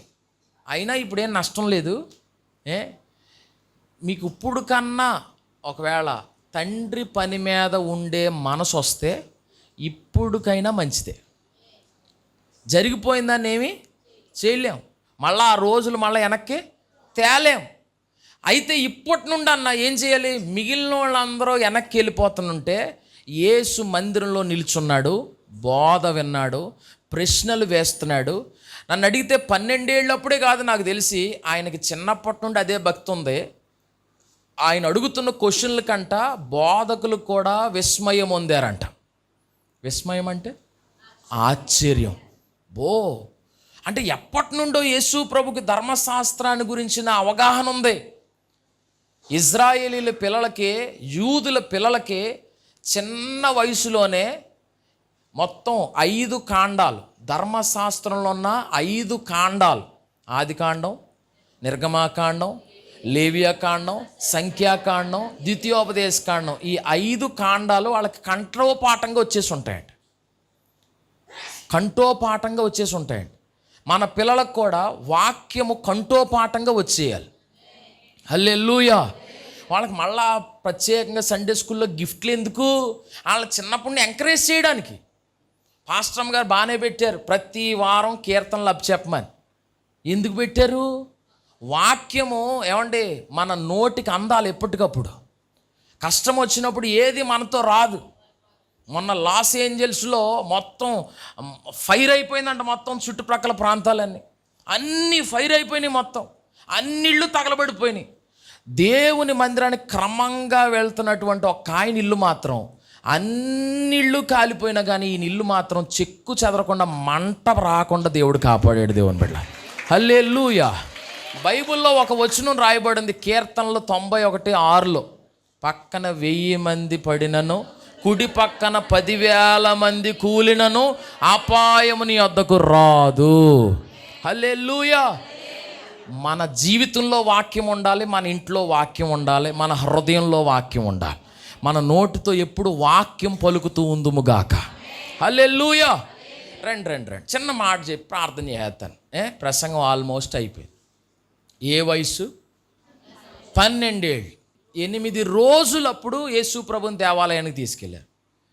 ప్రతి ఏటా తీసుకెళ్తున్నారు. ఇప్పుడు 12 ఏళ్ళు వచ్చినాయి. ఇప్పుడు దేవాలయంలోనే ఉండిపోతానంటున్నాడు. వాళ్ళ మమ్మీ కొద్ది బలవంతం చేసి పదనాన్న వెళ్ళిపోదాం అని ఇంకా వెనక్కి వచ్చి మళ్ళీ తీసుకెళ్తే అప్పుడు వెళ్ళడానికి ఓకే అన్నాడు. ఏమంటే ఆ టైంలో కూడా యేసు ప్రభు ఏం చేశారు తెలుసా, తల్లికి లోబడి ఉన్నాడని రాసాం. మీరు ఎప్పుడన్నా వచనం చదవండి, మళ్ళీ ఒకసారి ఆ వచనం చదవండి. ఈ మధ్యకాలంలో ఇది తగ్గిపోయింది. 50వ వచనం. అయితే ఆయన తమతో చెప్పిన మాట వారు గ్రహింపలేదు, అంతటా ఆయన వారితో కూడా బయలుదేరి నజరేతుకు వచ్చి వారికి లోబడి ఉండెను. స్తోత్రం చెప్పండి. అరే పిల్లలో, లోబడి ఉంటున్నారా, తిరగబడి ఉంటున్నారా? మొన్న ఒక ఆవిడ అంటుంది, ఒరే నీకు అంత తిరగబాటు ఏట్రా అంటున్నారు. తిరగబాటు కూడా కాదు, ఇది ఇరగబాటు. ఇది రకరకాల బాటలు ఉంటాయి. ఇక్కడ కొంతమంది కుర్రోళ్ళకి తిరగబడే స్వభావం ఉంటుంది, యేసు ప్రభుకేమో లోబడే స్వభావం ఉంది. తల్లికి లోబడ, తండ్రికి లోబడ. మరి మనం లోబడుతున్నారా? హలో పిల్లలో, లోబడే పిల్లలుగా మారాలి. ఆమేన్. లోబడనొల్లని ప్రజలకు అమ్మో, శ్రమ. యెషయా గ్రంథం 30వ అధ్యాయంలో ఉంటుంది. ఏమని? లోబడనొల్లని ప్రజలకు శ్రమ. పిల్లలకి శ్రమ కావాలా, దీవెన కావాలా? దీవెన కావాలన్న వాళ్ళు చేతులు చూపించండి ఒకసారి. లోబడాలా, తిరగబడాలా? 2 రకాల బళ్ళు. ఏమ్మా సుశీల గారు, ఎన్ని బళ్ళు? మీ ఇంటి ముందున్న అంగన్వాడీ బడి ఒకటి, దుంపల బడి, కప్పల బడి, రాము సార్ బడి అండి అంటుంది మొన్న నాకు ఆవిడ. ఏ బడి అంట? ఈ బళ్ళు కాదా మరి, ఏ బడి? లోబడి. భార్యలారా మీ పురుషులకు లోబడుతున్నారా అండి? పురుషులారా మీ భార్యలు మీకు. ఎందుకులే పాస్టర్ గారు, అందరి ముందు అడక్కండి. నిజం చెప్దామంటే ఓ బాధ, అబద్ధం చెప్దామంటే ఓ బాధ. దేవునికి స్తోత్రం చెప్పండి ఒకసారి అందరూ. హల్లెలూయా. రండి. భర్తలారా మీ భార్యలను ప్రేమిస్తున్నారా? ఏమండి భార్యలు, మీ భర్తలు మిమ్మల్ని ప్రేమిస్తున్నారా? ప్రేమిస్తున్నారమ్మా? సంతోష్. కొన్ని అడుగుదామంటే భయం వేస్తుంటుంది నాకు. రండి, దేవునికి స్తోత్రం చెప్పండి. హల్లెలూయా. మొదటి విషయం ఏంటంటే, చిన్ననాటి నుండి మన పిల్లలు సన్నిధిలో పెరగాలి. ఏమండి? పెరిగినటువంటి పిల్లలు ఎలా పెరగాలంటే, యేసులాగా ఆయన గురి ఉంది, ఆ గురికి తగ్గట్టుగా తన లైఫ్ని డిజైన్ చేసుకుంటున్నాడు. పనికిరాని అన్నీ తన జీవితంలోకి తెచ్చుకోవట్లే. జీవితంలో కొన్ని మీ ఎదుగుదలకు ఆటంకంగా ఉంటాయి, కొన్ని ఆటంకంగా ఉంటాయి. ఇక్కడ వినండి కొంచెం. ఏమ్మా, ఆ లోబడి తిరగబడి తర్వాత వదిలేండి, ప్రేమ దోమ అన్ని తర్వాత చూద్దాం, ముందు ఇక్కడికి ఓడవరండి ఒకసారి. మీరు అందరూ యాక్టివ్ అలర్ట్ అవుతారని చెప్పాను అవన్నీ. ఇక్కడికి రండి ఒకసారి. ఇప్పుడు యేసు ప్రభు గురి నుండి తప్పించడానికి చాలా ఎదురుపడి ఉంటాయి, అవునా కాదా? ఎదురుపడి ఉంటాయా, ఎదురుపడవా? ఎవరికన్నా ఎదురుపడతాయి. ఆత్మీయ జీవితంలో కూడా మీరు దేవుని సన్నిధిలో నిలబడనివ్వకుండా కొన్ని ఆటంకాలు ఎదురవుతాయి. ఏమండి? ఎదగనివ్వకుండా కొన్ని ఆటంకాలు ఎదురవుతాయి, ఎప్పటికప్పుడు ఎదురవుతూనే ఉంటాయి. ఇప్పుడు దేవుడు తన పని చేసుకుంటూ వెళ్తున్నప్పుడు దెయ్యం చూస్తా ఊరుకుంటుందా? ఊరుకోదు. వాడి పని ఆడు చేసుకుంటూ వెళ్తాడు. ఇప్పుడు దైవ కార్యం జరుగుతున్నప్పుడు దుష్ట కార్యం కూడా మధ్యలో వచ్చి ఏదో ఒక ఆటంకం పెట్టడానికి చూస్తూనే ఉంటుంది. కానీ తెలివైన వాళ్ళు ఏం చేస్తారంటే, దుష్టుని కార్యాల తలంపులన్నీ బుర్రలో ఉండి తీసేయాలి, ఎప్పుడూ తీసేయాలి. ఎప్పటికప్పుడు దైవ కార్యం మీదే మన దృష్టి నిలిపేటట్లు చూసుకోవాలి. అది మనకి చాలా ముఖ్యం. మధ్య మధ్యలో చాలా వస్తాయి, చాలా ఆటంకాలు వస్తాయి. కొన్ని ఇంట్లో నుండి వస్తాయి, కొన్ని బయట నుండి వస్తాయి, కొన్ని సంఘంలో నుండి వస్తాయి, కొన్ని సమాజంలో నుండి వస్తాయి, కొన్ని బంధువుల నుండి వస్తాయి, కొన్ని శత్రువుల నుండి వస్తాయి. ఎక్కడి నుండన్నా రాని దేవుని బిడ్డలారా చాలా జాగ్రత్తగానండి. ఒక మాట, సోల్ టైస్ అంటారు, ప్రాణబంధకాలు. చెప్పండి ఏంటి? మళ్ళా అనండి ఒకసారి. ప్రాణబంధకాలు. దేవుడికి నిన్ను చేరువుగా చేసే సమయంలో కొన్ని ప్రాణబంధకాలు అడ్డు పెడతాయి. ఏంటయ్యి? ప్రాణబంధకాలు అంటే అవి శత్రువుల నుండి వచ్చేవి కాదు, సన్నిహితుల నుండి వచ్చేవి. కొన్నిసార్లు భర్తే భార్యకు ఒక ప్రాణబంధకం, కొన్నిసార్లు భార్యే తన భర్తకు ప్రాణబంధకం, కొన్నిసార్లు తమ కొడుకు కూతురే వాళ్ళ తల్లిదండ్రులకి ప్రాణబంధకం, కొన్నిసార్లు వాళ్ళ తల్లిదండ్రులే వాళ్ళ పిల్లలకి ప్రాణబంధకం. ఇక్కడ యేసు ప్రభు తండ్రి పనిలో సాగిపోతుంటే వాళ్ళ అమ్మ నాన్న వచ్చి ఏం చేశారు? తీసుకుపోయారు. మరి వీళ్ళని ఏమనాలి? శత్రువు రాడు, సమీపస్తులే వస్తారు. గురి మీద మన దృష్టి నిలుపుదుముగాక. హల్లెలూయా. చాలాసార్లు నేను నా లైఫ్లో బోల్డ్ చూశాను. కానీ అవన్నిటినీ కూడా మనం దాటుకుంటేనే మనం సేవలో ముందుకు సాగగలుగుతాం. హల్లెలూయా. మీరు ఇంకా సేవలో లేరు. ఒకవేళ దేవుడు కొంతకాలంలో పిలవచ్చు, పిలిచాక చూద్దాం, ఈ లోపల పేకాట ఆడేసుకుందాం, పిలిచాక చూద్దాం, ఈ లోపల పందాలకు వెళ్ళిపోదాం, పిలిచాక చూద్దాం, ఈ లోపల పబ్జీ ఆడుకుందాం, పిలిచాక చూద్దాం. ఏం చూస్తావు? ఇంకా పేకాట నువ్వు ఆడడం కాదు, సైతాన్ ఆడతాడు నీతో. పబ్జీ నువ్వు ఆడడం కాదు, ఆడతాడు నీతో. హలో, మనం ఏమనుకుంటామంటే ఏముందిలే వచ్చాక చూద్దాం. లైఫ్లో జనాలు నువ్వు వచ్చాక చూడరు, నువ్వు ముందు నుండి ఏం చేస్తున్నావో చూస్తారు. Praise the Lord. బాగా చెప్పండి ఒకసారి. 30 సంవత్సరాల్లో అప్పటికప్పుడు ఇలాగ వచ్చేసి నా ప్రియమైన భక్తులారా అని మొదలెట్లేదు యేసుప్రభు. ముందు నుండి ఒక మంచి మాదిరి ఉంచాడు. Praise the Lord. బాగా చెప్పండి, ఏముంచాడు? మళ్ళీ చెప్పండి ఒకసారి. మంచి మాదిరి ఉంచాడు. నువ్వు సంఘానికి ఒక మంచి మాదిరి ఉంచాలి. ఆమేన్. అప్పుడు నువ్వు కట్టే సేవను దేవుడు ఆశీర్వదించాడు. హల్లెలూయా. ఏమంటే ఇక్కడ అంత విధానంలో ఉన్నటువంటి యేసు ప్రభు కూడా వారి తల్లికి తండ్రికి లోబడి ఉన్నాడు. దేవునికి స్తోత్రం కలుగును గాక. లోబడే విధానం మనం నేర్చుకోగలగాలి. మంచిది. అసలు నేను ఇంకో చిన్న మాట అడిగి ప్రార్థన చేస్తాను మిమ్మల్ని. అసలు మీకు ఏం గురి ఉంది? మీరు ఏం అవ్వాలనుకుంటున్నారు? ఏం చేద్దాం అనుకుంటున్నారు? మీకంటూ ఏదైనా గురి ఉందా? ఒకవేళ లేకపోతే ఏంటి అసలు పరిస్థితి? పాస్టర్ గారు ఏదో పుట్టాము, దేవుని తెలుసుకున్నాము, ఏదో చిన్నపాటి ఉద్యోగం, చిన్నపాటి వ్యాపారం, ఏదో ఒకటి ఇలా జరుగుతుంది కదా, జరగనివ్వండి. మరలా గురేటి? నేను ఎందాకటి నుండి అన్నాను, గురి లేకపోతే, గురి లేని జీవితం గుడ్డి జీవితం. మనకేదో గోల్ ఉండాలి కదా. ఉండాలా వద్దా? మరి ఏముంది మీకు? నేనేదో చెప్పుకుపోవడం, మీరేదో వినేసి వెళ్ళిపోవడం అయిపోతుంది అంతే. యాక్చువల్లీ రాజమండ్రిలో 3 పాయింట్లు చెప్పాను. ఇక్కడ 3 పాయింట్లు కూడా వెళ్తలేదు. 1వ పాయింట్ దగ్గర ఆగిపోయింది అంతే. ఏలేషన్లో కూడా చెప్పాను 3 పాయింట్లు, ఇక్కడే వెళ్తలేదు. అందుకే ఎక్కడో తేడా కొట్టింది. అయితే ఏం జరుగుతుంది? అలా మనకు గురి లేకుండా పోతుంది. గురి లేకుండా వెళ్ళిపోతున్నాం.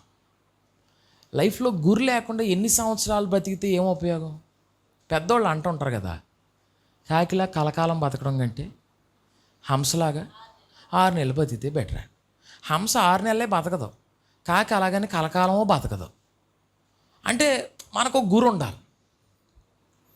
ఏంటంటారు అసలు? అది తెలుసుకోకపోతే జీవితం అంతా అలా గడిచిపోద్ది. మోషేకి 80 ఏళ్ళు గడిచిపోయింది. ఏం తెలుసుకోకుండా? గురి ఏంటో తెలుసుకోకుండా. ఎంతకాలం? 80 ఏళ్ళు. బాబోయ్, 80 ఏళ్ళు. మాస్టర్ గారు ఇంకా 80 ఏళ్ళప్పుడు మోషే తెలుసుకున్నాడు కాబట్టి నాకు చాలా టైం ఉందండి. ఏం టైం ఉంది అసలు? యేసు ప్రభు రాకడ ఎప్పుడు జరుగుతుందో తెలియకుండా ఉంది. ఎంతమంది నమ్ముతున్నారు యేసు ప్రభు రాకడ సమీపంలోనే ఉందని? అగ్ని వర్షాలు కురుస్తున్నాయి, జలప్రళయాలు భయంకరంగా వస్తున్నాయి, తుఫాన్లు లెగుస్తున్నాయి, భయంకరమైన పరిస్థితులన్నీ ఉన్నాయి. ఎక్కడికక్కడికి పరిస్థితులు ఏం బాగలేదు. వ్యాధులు, భయంకరమైన పరిస్థితులు ఇవన్నీ వస్తున్నాయి కదా. అసలు ఏంటంటారు? ఇది ప్రభు రాకడ గుర్తులేనా? ప్రభు రాకడ గుర్తులు నెరవేరుతున్నాయా లేదా? Very good. మీకు తెలుసు అంతా. ప్రభు రాకడ గుర్తులన్నీ జరుగుతున్నాయి. మరి అలాంటప్పుడు మనం ఏం చేస్తూ వెళ్ళాలంటారు? ప్రభు రాకడ గుర్తులన్నీ జరుగుతున్నాయి, మరి మనం మన గురువైపు వెళ్ళాలా వద్దా? యేసు ప్రభు వారంట మరొకసారి యెరూషలేంకి వెళ్ళారంట. ఈసారి బయట అంతా పండగ జరుగుతుందండి. అందరూ ఎవరు తిండాలు తింటున్నారంట, ఎవరు బట్టలాలు కొనుక్కుంటున్నారంట, ఎవరి విధానాలు ఉంటున్నారంట. ఇది యోహాను సువార్త 5వ అధ్యాయంలో ఉంటుంది. టైం లేదు కాబట్టి 2 మాటలు చెప్తాను. అక్కడ ఒక ఆయన బెతెస్దా కోనేరు దగ్గర 38 సంవత్సరాలుగా రోగి అయి పడున్నాడు. సీనియర్ పేషెంట్, 38 ఏళ్ళుగా రోగం, చాలా బాధ. సరే, యేసు ప్రభు వెళ్ళి ఆ 38 సంవత్సరాలుగా బాధతో ఉన్నవాడిని వెళ్ళి బాగు చేశాడు. Praise the Lord. ఇది ఎక్కడ జరిగింది? యెరూషలేంలోనే. యేసు ప్రభు ఎదిగిన తర్వాత ఆయన ఆలోచనలు, నా బతుకు నేను ఎంజాయ్ చేయాలి, ఇది కాదు ఆలోచిస్తున్నాడు. ఏమనుకుంటున్నాడు?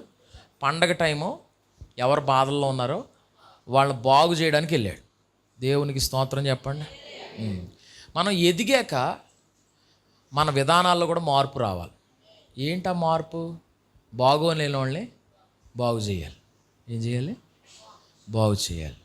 కొంతమంది అదేంటో బాగున్న వాళ్ళని గాయం చేస్తుంటారు. ఏం పని అది? బాగున్న వాళ్ళని గాయం చేస్తారు.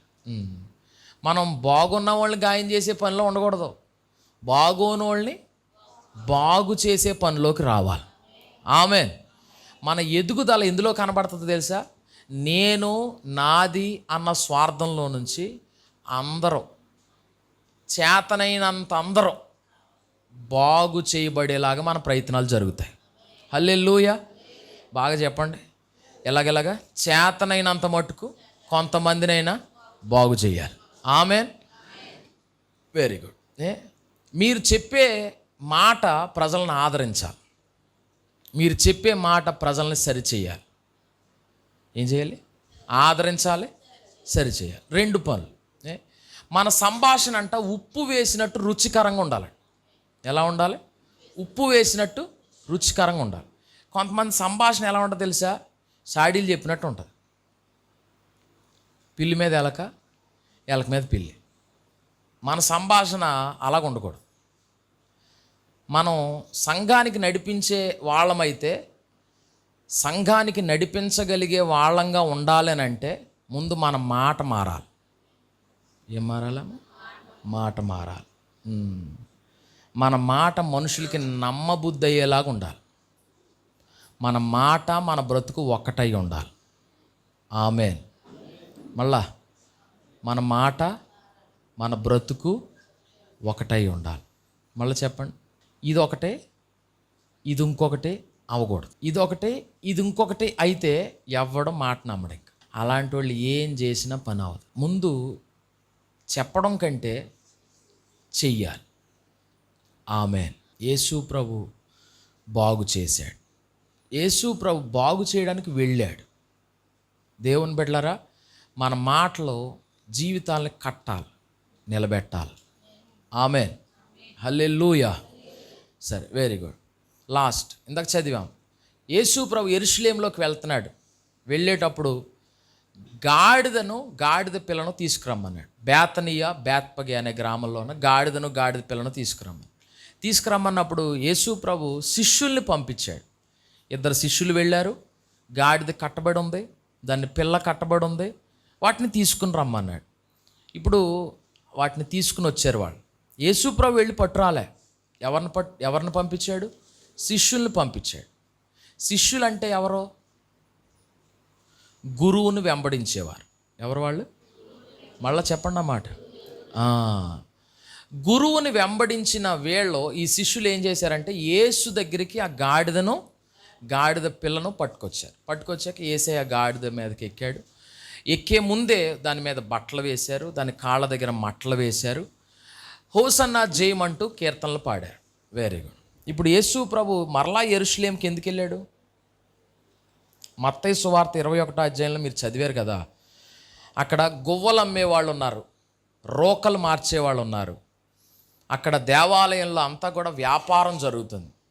యేసుప్రభు ఏం చేశాడు? వెళ్ళి కొరడా పట్టుకొని ఏం చేశాడు? యేసుప్రభు కొరడా పట్టుకుని వెళ్ళి ఆ గువ్వలమ్మే వాళ్ళ ఆ పీటలన్నీ, రోకలు మార్చేవాళ్ళు గువ్వలు అమ్మేవాళ్ళ పీటలన్నీ కూడా పడద్రోసి వాళ్ళంతో చెప్తున్నాడు, నా దేవుని మందిరం, నా తండ్రి ఇల్లు, ఇది అన్యజనులకి కూడా ప్రార్థనా మందిరం, ఇది అందరికీ ప్రార్థనా మందిరం, దీన్ని మీరు వ్యాపారపు ఇల్లుగా చేసేసారు. ఇందులో అంతా ఏం జరుగుతుంది? వ్యాపారం జరుగుతుంది. సో అని దేవుడు అక్కడ ఏం మొదలెట్టాడు తెలుసా? కొరడా పట్టుకుని ప్రక్షాళన మొదలెట్టాడు. ఏంటది? ప్రక్షాళన.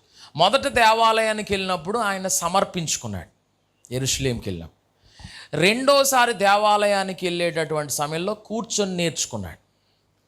మూడోసారి ఆ యెరూషలేం ప్రాంతానికి వెళ్ళినప్పుడు బాగు చేశాడు. నాలుగోసారి యెరూషలేంకి వెళ్ళినప్పుడు సరిచేశాడు. ముందు సమర్పించుకున్నాడు, రెండోసారి ఆలకించి నేర్చుకున్నాడు, మూడోసారి బాగు చేశాడు, నాలుగోసారి వెళ్ళి తన లైఫ్ ద్వారా అక్కడ ఉన్నటువంటి వాళ్ళందరికీ ఒక విషయం చెప్తున్నాడు. ఏమనంటే, బాబు నాయన, దేవాలయంలో ఇలాంటి పనులు జరగకూడదు. సో దేవాలయంలో ప్రక్షాళన జరుగుతున్నప్పుడు కొంతమందికి ఈ మాట నచ్చలేదు. కొంతమందికి దేవుని మందిరంలో చెప్పే కొన్ని బోధలు నచ్చవు. ఏం నచ్చవు చెప్పండి? ఏం నచ్చవు? బోధలు నచ్చవు. ఈ బోధ నచ్చకపోవడం వల్ల ఏం జరుగుతుందో తెలుసా? యేసు ప్రభుని టార్గెట్ చేశారు వాళ్ళు. ఎవర్రా టార్గెట్ అంటే? యేసు ప్రభువే టార్గెట్. ఇప్పుడు యేసు ప్రభు మీద లేనిపోని అన్నీ కల్పించారు. ఏంటది? యేసు ప్రభు గురించి లేనిపోని అన్నీ కల్పించి ఒక గుంపు రెడీ చేశారు. ఏంటది? ఒక గుంపు రెడీ అయిందన్నమాట. ఏమండి? యేసు ప్రభు మీదే వ్యతిరేకంగా ఒక గుంపు రెడీ అయింది. నచ్చనోళ్ళు కొంతమంది, పరిసయ్యులు, శాస్త్రులు, సద్దూకయ్యులు, అలాగే అక్కడ ఉండే కొంతమంది ప్రధాన యాజకులు, అలాగే రాజు, వీళ్ళందరికీ యేసుప్రభు అంటే నచ్చదు. ఎందుకు నచ్చదో? నిజం నచ్చదు. ఏం నచ్చదో? సత్యం నచ్చదు, జీవం నచ్చదు, మార్గం నచ్చదు. ఏం నచ్చుద్ది? అబద్ధం నచ్చుద్ది, అపవిత్రత నచ్చుద్ది. వాళ్ళు చేసేది ఏదైనా అడ్డు పెడితే నచ్చదు వాళ్ళకి. ఇంకా ఇప్పుడు వాళ్ళు చేసేదానికి అడ్డుపడ్డాడు ఈయన, అందుకు నచ్చలే. నచ్చకి ఇప్పుడు ఏం చేశారు? జేజేలు కొడుతుంటే అది చూసి అసూయపడి ఎవరికి కొట్టేవారు ఇప్పటివరకు? జేజేలు వాళ్ళకి కొట్టేవారు. ప్రధాన యాజకులకి, పరిసయ్యులకి, శాస్త్రులకి, వీళ్ళకి కొట్టేవారు. ఇప్పుడు డైరెక్ట్గా వీళ్ళకి జేజేలు కొట్టడం మానేసి యేసుకే జేజేలు కొట్టడం మొదలుపెట్టారన్న విషయాన్ని గమనించుకొని ఇప్పుడు యేసయ్యని లైన్లోని తీసేద్దాం అనుకున్నారు. యేసు ప్రభువుని లైన్లోని తీసేయాలంటే, సీన్లోని తీసేయాలంటే మరి ఇప్పుడు ఏం చేయాలి? ఏదో ఒకటి చెప్పకుండా చెప్పాలి. అదే దాన్ని ఏమంటారంటే చాడీలు అంటారు. ఏంటది? నోరు తెరిచానండి అన్న చాడీ. ఇప్పుడు ఈ పిల్లాన్ని నచ్చలేదు అనుకో, ఈ పిల్ల ఏం చేస్తుంది? అందరి దగ్గరికి వెళ్ళి ఈ పిల్ల గురించి చాడీలు చెప్తుంది అంతే. అందరి కింద తప్పులు ఉంటాయి. తప్పులు ఎంచువాడు తన తప్పులు ఎప్పటికీ ఎరగడం. తప్పులు ఎంచేవాడు ఎప్పుడు తన తప్పులు ఎరగడం. కానీ బైబిల్ ఏం చెప్తుంది తెలుసా? పక్కనోడు తప్పుల గురించి నువ్వు మాట్లాడుకో, ఎందుకంటే నీ తప్పులే నీ కింద బోల్డ్ ఉన్నాయి. ఇలా చెప్పలేదు కానీ ఇంకోలా చెప్పాడు. పక్కనోళ్ళు కంట్లో నలుసెత్తుతున్నావు కదా సిస్టరో బ్రదరో, ఒకసారి నీ కంట్లో చూడు, పెద్ద దూలం కనబడుతుంది. ఏం కనబడుతుంది? దూలం. ఓరి నాయన, ఇంత పెద్ద దూలం ఉందా? మరి పక్కనోళ్ళ కంట్లో ఏం చేస్తున్నావు? నలుసెత్తుకుతున్నావు. చాలాసార్లు మనుషులు ఎప్పుడన్నా గమనించండి, వాళ్ళ కింద ఎన్ని తప్పులు ఉన్నాయి ఎప్పుడు చెప్పరు ఎవరికి. ఎప్పుడన్నా సంఘబిడ్డలారా మీకు చెప్తున్నాను, చాలా జాగ్రత్తగా దృష్టిలో పెట్టుకో. ఎప్పుడన్నా ఎవరైనా వేరే వాళ్ళ తప్పులు మీ దగ్గర చెప్తున్నారు అని అంటే వాళ్ళ దగ్గర పెద్ద దూలం ఉంది. దాన్ని కవర్ చేయడానికి, ఆ దూలాన్ని కవర్ చేయడానికి, అమ్మా ఏం కవర్ చేయడానికి? ఆ దూలాన్ని కవర్ చేయడానికి, మరలా చెప్పండి, ఆ దూలాన్ని కవర్ చేయడానికి అందరు నలుసులు మీ ముందు చూపెడుతున్నారు అంతే. మీరేమనుకోవాలి? బాగా చెప్తున్నావమ్మా, ఒకసారి నీ దూలం కూడా చూడు ఒకసారి అని అంటే ఇంక మరలా ఎప్పుడు మీ దగ్గరికి రారాళ్ళు. ఎందుకని? అది అర్థమైపోయింది కదా. కానీ మన వాళ్ళు ఎలాంటి వాళ్ళు తెలుసా? అవునా, నేను చాలామందిని గమనించాను ఈ ఊర్లో. నేను అందుకనే కొన్నిసార్లు కొంతమంది వచ్చి నా దగ్గర, కొంతమంది పాస్టర్ గారి గురించి కూడా చెప్తారు. బయట పాస్టర్ గారి గురించి కూడా నా దగ్గర చెప్తారు. నేను ఏమంటాను తెలుసా? మనం పాస్టర్ గారికి పేరెట్టి అంత చోళం కాదు. ఏమంటారా? మామూలుగా మనలో మన మాట చెప్పండి, నా గొడవ వదిలేయండి. బయట పాస్టర్ గారులు అన్నా ఎన్ని దాటుకుంటే వాళ్ళు సేవ చేస్తారు చెప్పండి, అవునా కదా? ఒక విశ్వాసిని సంపాదించిన వాళ్ళు ఒకసారి చేయి చూపించండి నాకు.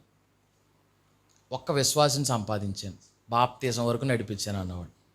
ఒక్కళ్ళని బాప్తీసం వరకు నడిపించాను అన్నవాళ్ళు. మీ ఇంట్లో వాళ్ళు కాదు, బయట వాళ్ళు.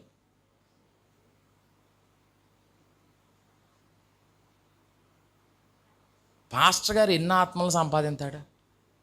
సంఘం కట్టడం సులువా కష్టమా? మామూలు మళ్ళం అన్నమాట. సులువా కష్టమా? ఎన్ని పొర్రాకులు పడితే సంఘం కట్టబడుతుంది. అవునా కదా? ఎప్పుడైనా మనం మన వైపు నుండి ఆలోచిద్దాం, అటువైపు నుండి ఆలోచిస్తే అటువైపు నుండి ఆలోచిస్తే అప్పుడు అర్థమవుద్ది మనకి ఎంత కష్టం ఉంటుందో. ఎప్పుడన్నా కానీ ఒకళ్ళని ఇట్టే ఒక మాట అనడం చాలా సులువు, కానీ అందులో దిగి లోతు, కష్టం, బాధ అన్నీ చూసి అప్పుడు ఒక మాట అనండి. అప్పుడు మీరు అసలు మాట అనరు. ఓ మాట చెప్పనా, నేను పాస్టర్ గారిని ఎవరిని గమ్మున ఏమన్నా. ఎందుకన్నా? నేను ఎవరిని గమ్మున అంత గమ్మున ఏం ఉత్తినే వదిలేను, టంగ వదిలేను. ఎప్పుడన్నా ఒకవేళ పొరపాటును వదిలేసినా దాని గురించి వెంటనే క్షమాపణ అడిగేస్తాను. ఎందుకంటే ఆ తప్పు చేసిన ఆ మాట నాకు తెలిసిపోద్ది కదా. అన్నావాడిని కదా నేను, నాకు తెలియదేంటి. ఎవరన్నా ఒకవేళ నేనే ఒకవేళ పొరపాటున ఏమన్నా అన్నాను అనుకో, సారీ అని చెప్తాను. సారీ అంటే ఏదో సరదాగా చెప్పినట్టు సారీ ఇలా చెప్పను. చాలా దాని గురించి పశ్చాత్తాపడి ప్రభువుని వేడుకొని కన్నీళ్లు గార్చి చెప్తాను సారీ అని. ఎవరన్నా ఒకవేళ నేను బాధ పెట్టి ఉండుంటే. ఎందుకంటే ఎవరినో బాధ పెట్టి నేను ప్రభు బల్ల ఎలాగ ఇవ్వగలను? ఎవరినన్నా బాధ పెట్టి నేను ఎలా సేవ చేయగలను? కష్టం. కానీ ఒక విషయాన్ని దృష్టిలో పెట్టుకోండి, యేసు ప్రభు అక్కడున్న గువ్వలు అమ్మేవాళ్ళని, రోకలు మార్చేవాళ్ళని 12 ఏళ్ళప్పుడు తిట్టాడా? 8 రోజులప్పుడు తన జీవితాన్ని దేవాలయంలో సమర్పించుకున్నాడు. 12 సంవత్సరాలప్పుడు నేర్చుకున్నాడు కూర్చొని. 30 సంవత్సరాలప్పుడు ఆయన రక్షణ అనుభవంలోనికి వచ్చి యెరూషలేములో పండగ జరుగుతుంటే అందరూ బయట ఎక్కడో తిరుగుతుంటే ఈయన మాత్రం పండగ అంటే నా కోసం కాదు, పండగ అంటే బాగు చేసే పనని ఎవరినో బాగు చేయడానికి వెళ్ళి ఇప్పుడు 3.5 సంవత్సరాలు కూడా చాలా మాదిరించి పుట్టినప్పటి నుండి కూడా చాలా క్రమంగా ఎదుగుతూ తన సాక్ష్యాన్ని కాపాడుకొని ఇప్పుడు బాబు దేవుడు దేవాలయంలో బలి అర్పణ కార్యమాన్ని చేయమన్నాడు, అయితే దాన్ని మీరు ఇప్పుడు రివర్స్ చేసి పడేశారు. గొవ్వలు అమ్మద్దన్నాడు దేవుడు, గొవ్వలను ఎక్కడి నుండో పట్టురమ్మన్నాడు. ఎడ్లని ఇక్కడ అమ్మద్దన్నాడు దేవుడు, ఎడ్లని తెచ్చుకోమన్నాడు వచ్చేటప్పుడు. గొవ్వ బలి ఇవ్వబడుతుందంటే చిన్న పాపం చేసినట్టు, ఎద్దును బలిచ్చారంటే పెద్ద పాపం చేసినట్టు. ఇప్పుడు ఆడు ఆ ఎద్దుని ఈడ్చుకుంటూ వస్తుంటే అది రాదు, ఈడ్చుకుంటూ వస్తుంటాడు. అప్పుడు జనాలందరూ చూస్తారు, రే ఈడు ఎద్దును అట్టుకెళ్తున్నాడంటే ఈడేదో చేయకుండా పని ఏదో చేసాడు రోయ్ అని ప్రజలందరూ తను అలా చూస్తున్నప్పుడు వీడికి సిగ్గు కలుగుతుంది, ఎద్దు అట్టుకెళ్ళి వాడికి. ఇక్కడ జనాలు ఏం చేశారు, ఆ ఎద్దుని తీసుకొచ్చి ఎక్కడ అమ్ముతున్నారు? ఆ మందిరం బయట అమ్ముతున్నారు. ఇప్పుడు ఈడేం చేస్తాడు, దజ్జేగా చేతులు ఊపుకుంటా చర్చికి వెళ్తాడు, ఇలా ఆ జేబులో డబ్బులు తెస్తాడు. ఉన్నాయి కదా మరి డబ్బులు, తీసి వాళ్ళకెత్తాడు, ఎద్దుని తీసుకుని లోపలికి వెళ్తాడు. అంతే, అక్కడితో అయిపోద్ది. అంటే అతని లైఫ్లో తను చేసిన పాపం నిమిత్తం ఎప్పుడన్నా సిగ్గు కలుగుతుందా? కలగదు. అందుకని దేవుడు చెయ్యకూడని విధంగా ఇక్కడ జరుగుతుంది పరిచర్య. అందుకని యేసు ప్రభువారు అక్కడ జరుగుతున్నటువంటి ఆ క్రమాన్నంతటిని మార్చాడు. దేవునికి స్తోత్రం కలుగునుగా. హల్లెలూయా. ఏమండి, తను నేర్చుకున్నాడు, తను ఆ క్రమంగా బతికాడు, ఇప్పుడు చెప్తున్నాడు. కానీ వచ్చిన ప్రాబ్లం ఏంటో తెలుసా, మనం క్రమం నేర్చుకోకుండా ఇప్పుడు చెప్పకూడదు. నా మాట అర్థం చేసుకోండి. మనం ఆ క్రమంగా ఉండాలి, దాన్ని అలవాటు చేసుకోవాలి, ఆ తర్వాత చెప్పాలి. అప్పుడు ప్రజలు మనం చెప్పిన మాట వింటారు, మనం నడిచిన నడత చూస్తారు, అప్పుడు వాళ్ళు మనల్ని వెంబడిస్తారు. దేవునికి స్తోత్రం కలుగును గాక.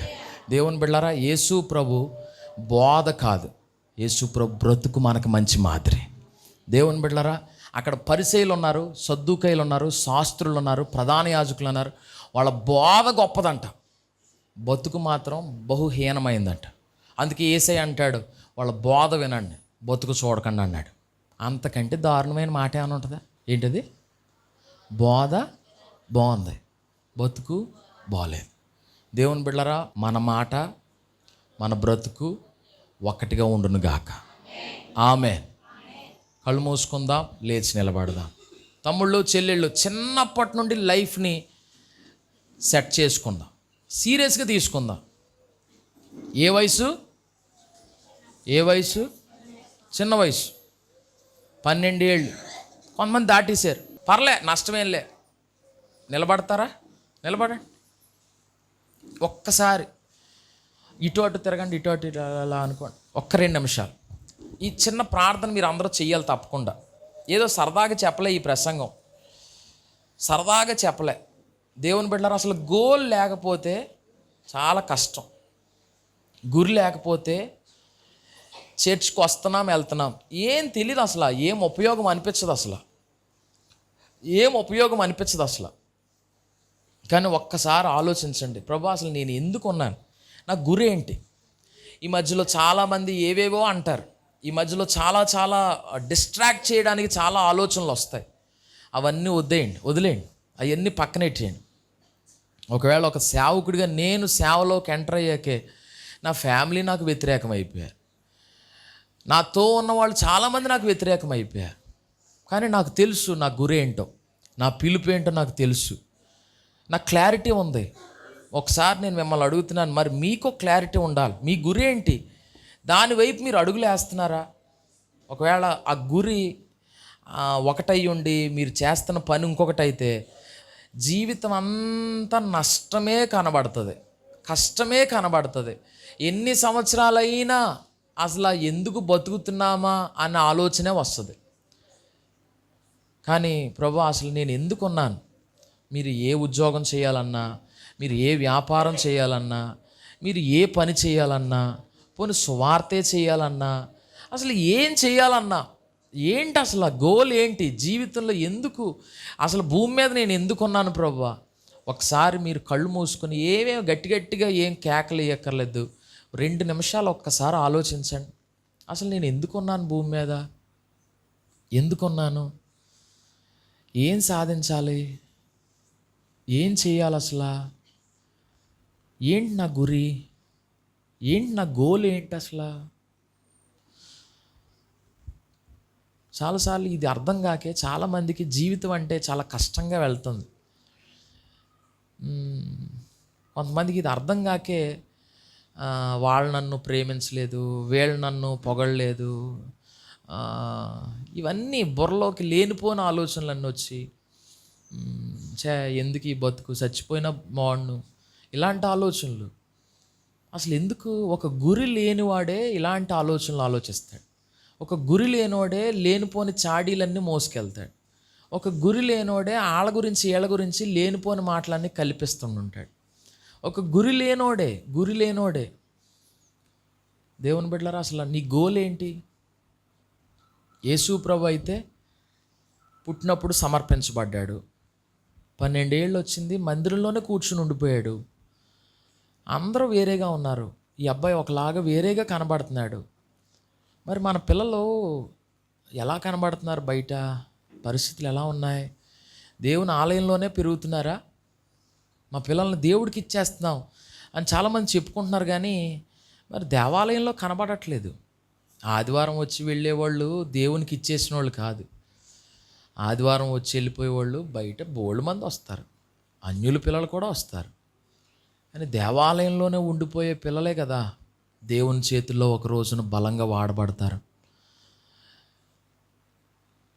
నేను నా జీవితం, నా కుటుంబం అనుకున్నంతకాలం ఏమీ జరగదు. కానీ యేసుప్రభు ఎదుగుతున్నాడంట. పండగ రోజు ఏవేవో చేయట్లే, వెళ్ళి నేరుగా ఒక ఆయన 38 సంవత్సరాలుగా భయంకరమైన ఆ పక్షవాతం కలిగిన వాడిని బాగు చేశాడు. మరి ఏం జరుగుతుంది ఆలోచిందాం. మా ప్రభువా యేసయ్య నీకు వందనాలు. ఈ రాత్రి ఈ మధ్యాహ్నం వేళ ప్రభువా మా సంఘానికి ఇచ్చిన ఈ మంచి మాట కొరకు వందనాలు. 4 మాటలు మేము విన్నాం ప్రభువా. చిన్నప్పుడే మేము సమర్పించబడాలి, మాకు చిన్ననాటి నుండి మేము అప్పగించబడాలి. అయితే చాలా సంవత్సరాలు గడిచిపోయాక మేము తెలుసుకున్నాం నాయన. 12 ఏళ్ళప్పుడు యేసు ప్రభు చక్కగా మందిరంలో కూర్చున్నాడు. అందరూ ఎక్కడెక్కడో ఉన్నారు, ఆయన బోధ వినడానికి కూర్చున్నాడు. ప్రభు అలాంటి మనసు మాకు దయచేయండి. చిన్న పిల్లలు ఉన్నారు, ఆ సండే స్కూల్ పిల్లలకు అలాంటి కృప కలుగును గాక. ప్రభువా సహాయం చేయండి నాయన. మా పిల్లలు మేమే ఆశ్చర్యపోయే రీతిలో పెరగాలి నాయన తండ్రి. అలాంటి కృప మా పిల్లలకి దయచేయండి యేసయ్య. అలాగే మేము కూడా మా ఆత్మీయ తల్లిదండ్రులు ఆశ్చర్యపోయే అంత భక్తి మేము చేయగలగాలి. హల్లెలూయా తండ్రి. అటువంటి కృప మాకు దయచేయండి నాయన. ఆశ్చర్యపరిచే భక్తి చేయగలగాలి ప్రభువా. ఎంత చక్కని ఆత్మీయత ప్రభు. అలాగే 30 సంవత్సరాల వయసులో ఎంతో అద్భుతంగా స్వస్థతా కార్యాలు, ఎంత గొప్ప రక్షణ కార్యం, స్వస్థత కార్యాలు. బాధలో ఉన్నవాడిని ఆదరించడానికి వెళ్ళావు కదయ్యా. మా సంఘ బిడ్డలు ఓదార్పు కోరుకోవడమే కాదు, మా వాళ్ళు అనేకులను ఆదరించాలి. మా మాటలు రుచికరంగా మారాలి నాయన. కొంతమంది బతుకులు నిలబెట్టాలి నాయన. చర్చ్లో చాడీలు చెప్పేవాళ్ళు వాళ్ళ చాడీ మాటలు ఆగిపోవాలి యేసునామములో ప్రభువా. అవన్నీ తొలగిపోవాలి. చాడీలు చెప్పే స్వభావం మా చర్చ్లో ఆగిపోవాలి యేసునామములో. ఆ స్వభావం అంతా యేసునామములో తొలగిపోవునుగాక. నిందించే స్వభావం పోవునుగాక. ఆదరించే స్వభావం వచ్చునుగాక. మా పని అది కాదు అని అందరికీ తెలియపరచబడ్డానికి సహాయం చేయండి నాయన. మా గురి అది కాదు. మా గురి అనేకుల్ని సన్నిధికి నడిపించడం. మా గురి అయ్యా చాడీలు చెప్పి సేవ పాడు చేయడం మా గురి కాదు అయ్యా. ఎవరెవరి గురించో మాట్లాడి ప్రభా అనవసరమైన వాటిని మా నెత్తి మీదకి తెచ్చుకోవడం మాకు మంచిది కాదు. యేసు నామములో ఆ బుద్ధంతా తొలగిపోనుగాక తండ్రి. కృప చూపించండి. ఎవరైనా చాడీలు చెప్పేవాళ్ళు ఉంటే కనుక నాయన అలాంటి వాళ్ళని మా దరి చేరకుండా కాపాడండి. అలాంటి వాళ్ళని దూరం పెట్టడానికి మాకు సహాయం చేయండి దేవా. మీ కనికరం చూపించండి. మా భక్తి చెడిపోకుండా మేము కాపాడుకోవాలి నాయన. మేము మీకు చేరువుగా రాగలగాలి యేసయ్య. నీకు వందనాలు, నీకు వందనాలు. అలాగే మా ప్రభువా 4వదిగా శిష్యులు గ్రామాల్లోనికి వెళ్ళారు, సువార్త చేశారు. 70 మంది శిష్యులు 35 గ్రామాలకు వెళ్ళారు. ఇద్దరిద్దరుగా వెళ్ళారు యేసయ్య. అలాంటి గుంపులు ఇక్కడ తయారవునుగాక తండ్రి. యేసున కంటే ముందుగా గ్రామాల్లోకి వెళ్ళి ఆ ప్రాంతాల్లో సువార్త చేసి ఆ ప్రాంతంలో గొప్ప సిద్ధపాటు వాళ్ళు చేశారు నాయన. అలాంటి శిష్యులు ఈ పరిచర్యలో నుండి లేపబడుదురుగాక. నమ్మకస్తులైన వాళ్ళని దయచేయండి. గాడిదను పట్టుకురమ్మంటే గాడిదను పట్టుకుని వచ్చారు నాయన, విప్పుకొని తెచ్చారు నాయన.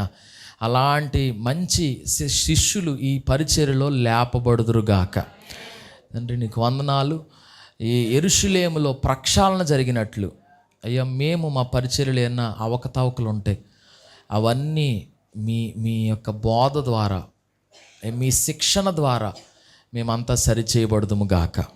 కృపనివ్వండి, బలపరచండి నాయన. కొన్ని మాటలు పలికినప్పుడు అక్కడున్న పరిసయ్యులు, సద్దూకయ్యులు, శాస్త్రులు, ప్రధాన యాజకులు అవి తట్టుకోలేకపోయారు. మేము అలా ఉండకూడదు. మా బతుకులు కట్టుకోగలిగిన వారుగా, దిద్దుకోగలిగిన వారుగా మేము మారుదుము గాక. ఆశీర్వదించండి. సంఘ బిడ్డలందరినీ దీవించండి నాయన. అన్ని రకాలుగా కూడా ఆశీర్వదించండి ప్రభు. ఏనాడు అభిషేకము నొందిన ఏ విశ్వాసిని కానీ, ఏనాడు ప్రభు సేవలో ఉన్న ఏ సేవకుడిని కానీ మా నోటితో దూషించకుండా మా నాలుకకు అడ్డు కంచి వేయండి నాయన. ఎప్పుడు ఏ సేవకుని గురించి మేము మాట్లాడిన విషయమైనా నీ సన్నిధిలో ప్రార్థన చేసి ఒప్పుకుంటున్నాం, మమ్మల్ని క్షమించండి నాయన. ఏనాడు ఎప్పుడు తొందరపడి ఏ సేవకుడు కానీ, ఏ సేవకురాలు కానీ, ఏ అభిషేకం నొందిని ఎవరిని కానీ మేము తృణీకరించకుండా కృపనివ్వండి. నీ కృపలో మేము వర్ధిల్లడానికి సహాయం చేయండి. యేసు నామములో సంఘ బిడ్డలందరికీ గొప్ప దీవెనయు సమాధానమును కలుగునుగాక. ఆరోగ్యము దీర్ఘాయువు కలుగునుగాక తండ్రి. వారి యొక్క పనుల్లో గొప్ప ఉన్నతి కలుగునుగాక. మా ప్రియుల వ్యాపారాలు, చేతి పనులు దీవించబడునుగాక. మా బిడ్డలు ఏ పని చేస్తే ఆ పని వర్ధిల్లునుగాక. యేసు నామములో ఈ సంవత్సరం అభివృద్ధి సంవత్సరంగా ఉండునుగాక. ముఖ్యంగా తండ్రి పశువులు సంపద అంతా కూడా దీవించబడునుగాక. మా మందిరంలో ప్రభా అందరూ వర్ధిల్లాలి నాయన. సేవకులు కూడా లేపబడుదురుగాక. మునుపు సేవకు వెళ్ళిన వారు కూడా దీవించబడుదురుగాక. ఇకను అనేకులు సేవ కొరకు పంపబడగలిగిన కృప కలుగునుగాక. అనేక మంది పరిచారకులు లేపబడుదురుగాక. తండ్రి, యూట్యూబ్ ద్వారా, ఫేస్బుక్ ద్వారా, ఇన్స్టాగ్రామ్ ద్వారా, ఇంకా అనేక వాట్సాప్ ద్వారా, ఇంకా చాలా వాటి ద్వారా కూడా సువార్త వెళ్ళునుగాక తండ్రి. అలాగే ప్రభా, ఈ పరిచర్యలో మీరు ఇచ్చిన ప్రతి తలంపులన్నీ కూడా నెరవేరునుగాక. యేసు నామములో అడుగుచున్నాం తండ్రి, ఆమేన్. తండ్రి అని దేవుని ప్రేమ, కుమారుడిని యేసే కృప, పరిశుద్ధాత్మ దీవెన, సమాధానం అందరికీ తోడే నడిపించుగాక. ఆమేన్. మరెన్నో వీడియోస్ కోసం మా ఛానల్ని సబ్స్క్రైబ్ చేసి ఏ ఒక్క వీడియోని మిస్ కాకుండా చూడాలంటే పక్కనే ఉన్న బెల్ ఐకాన్ని యాక్టివేట్ చేసుకోండి.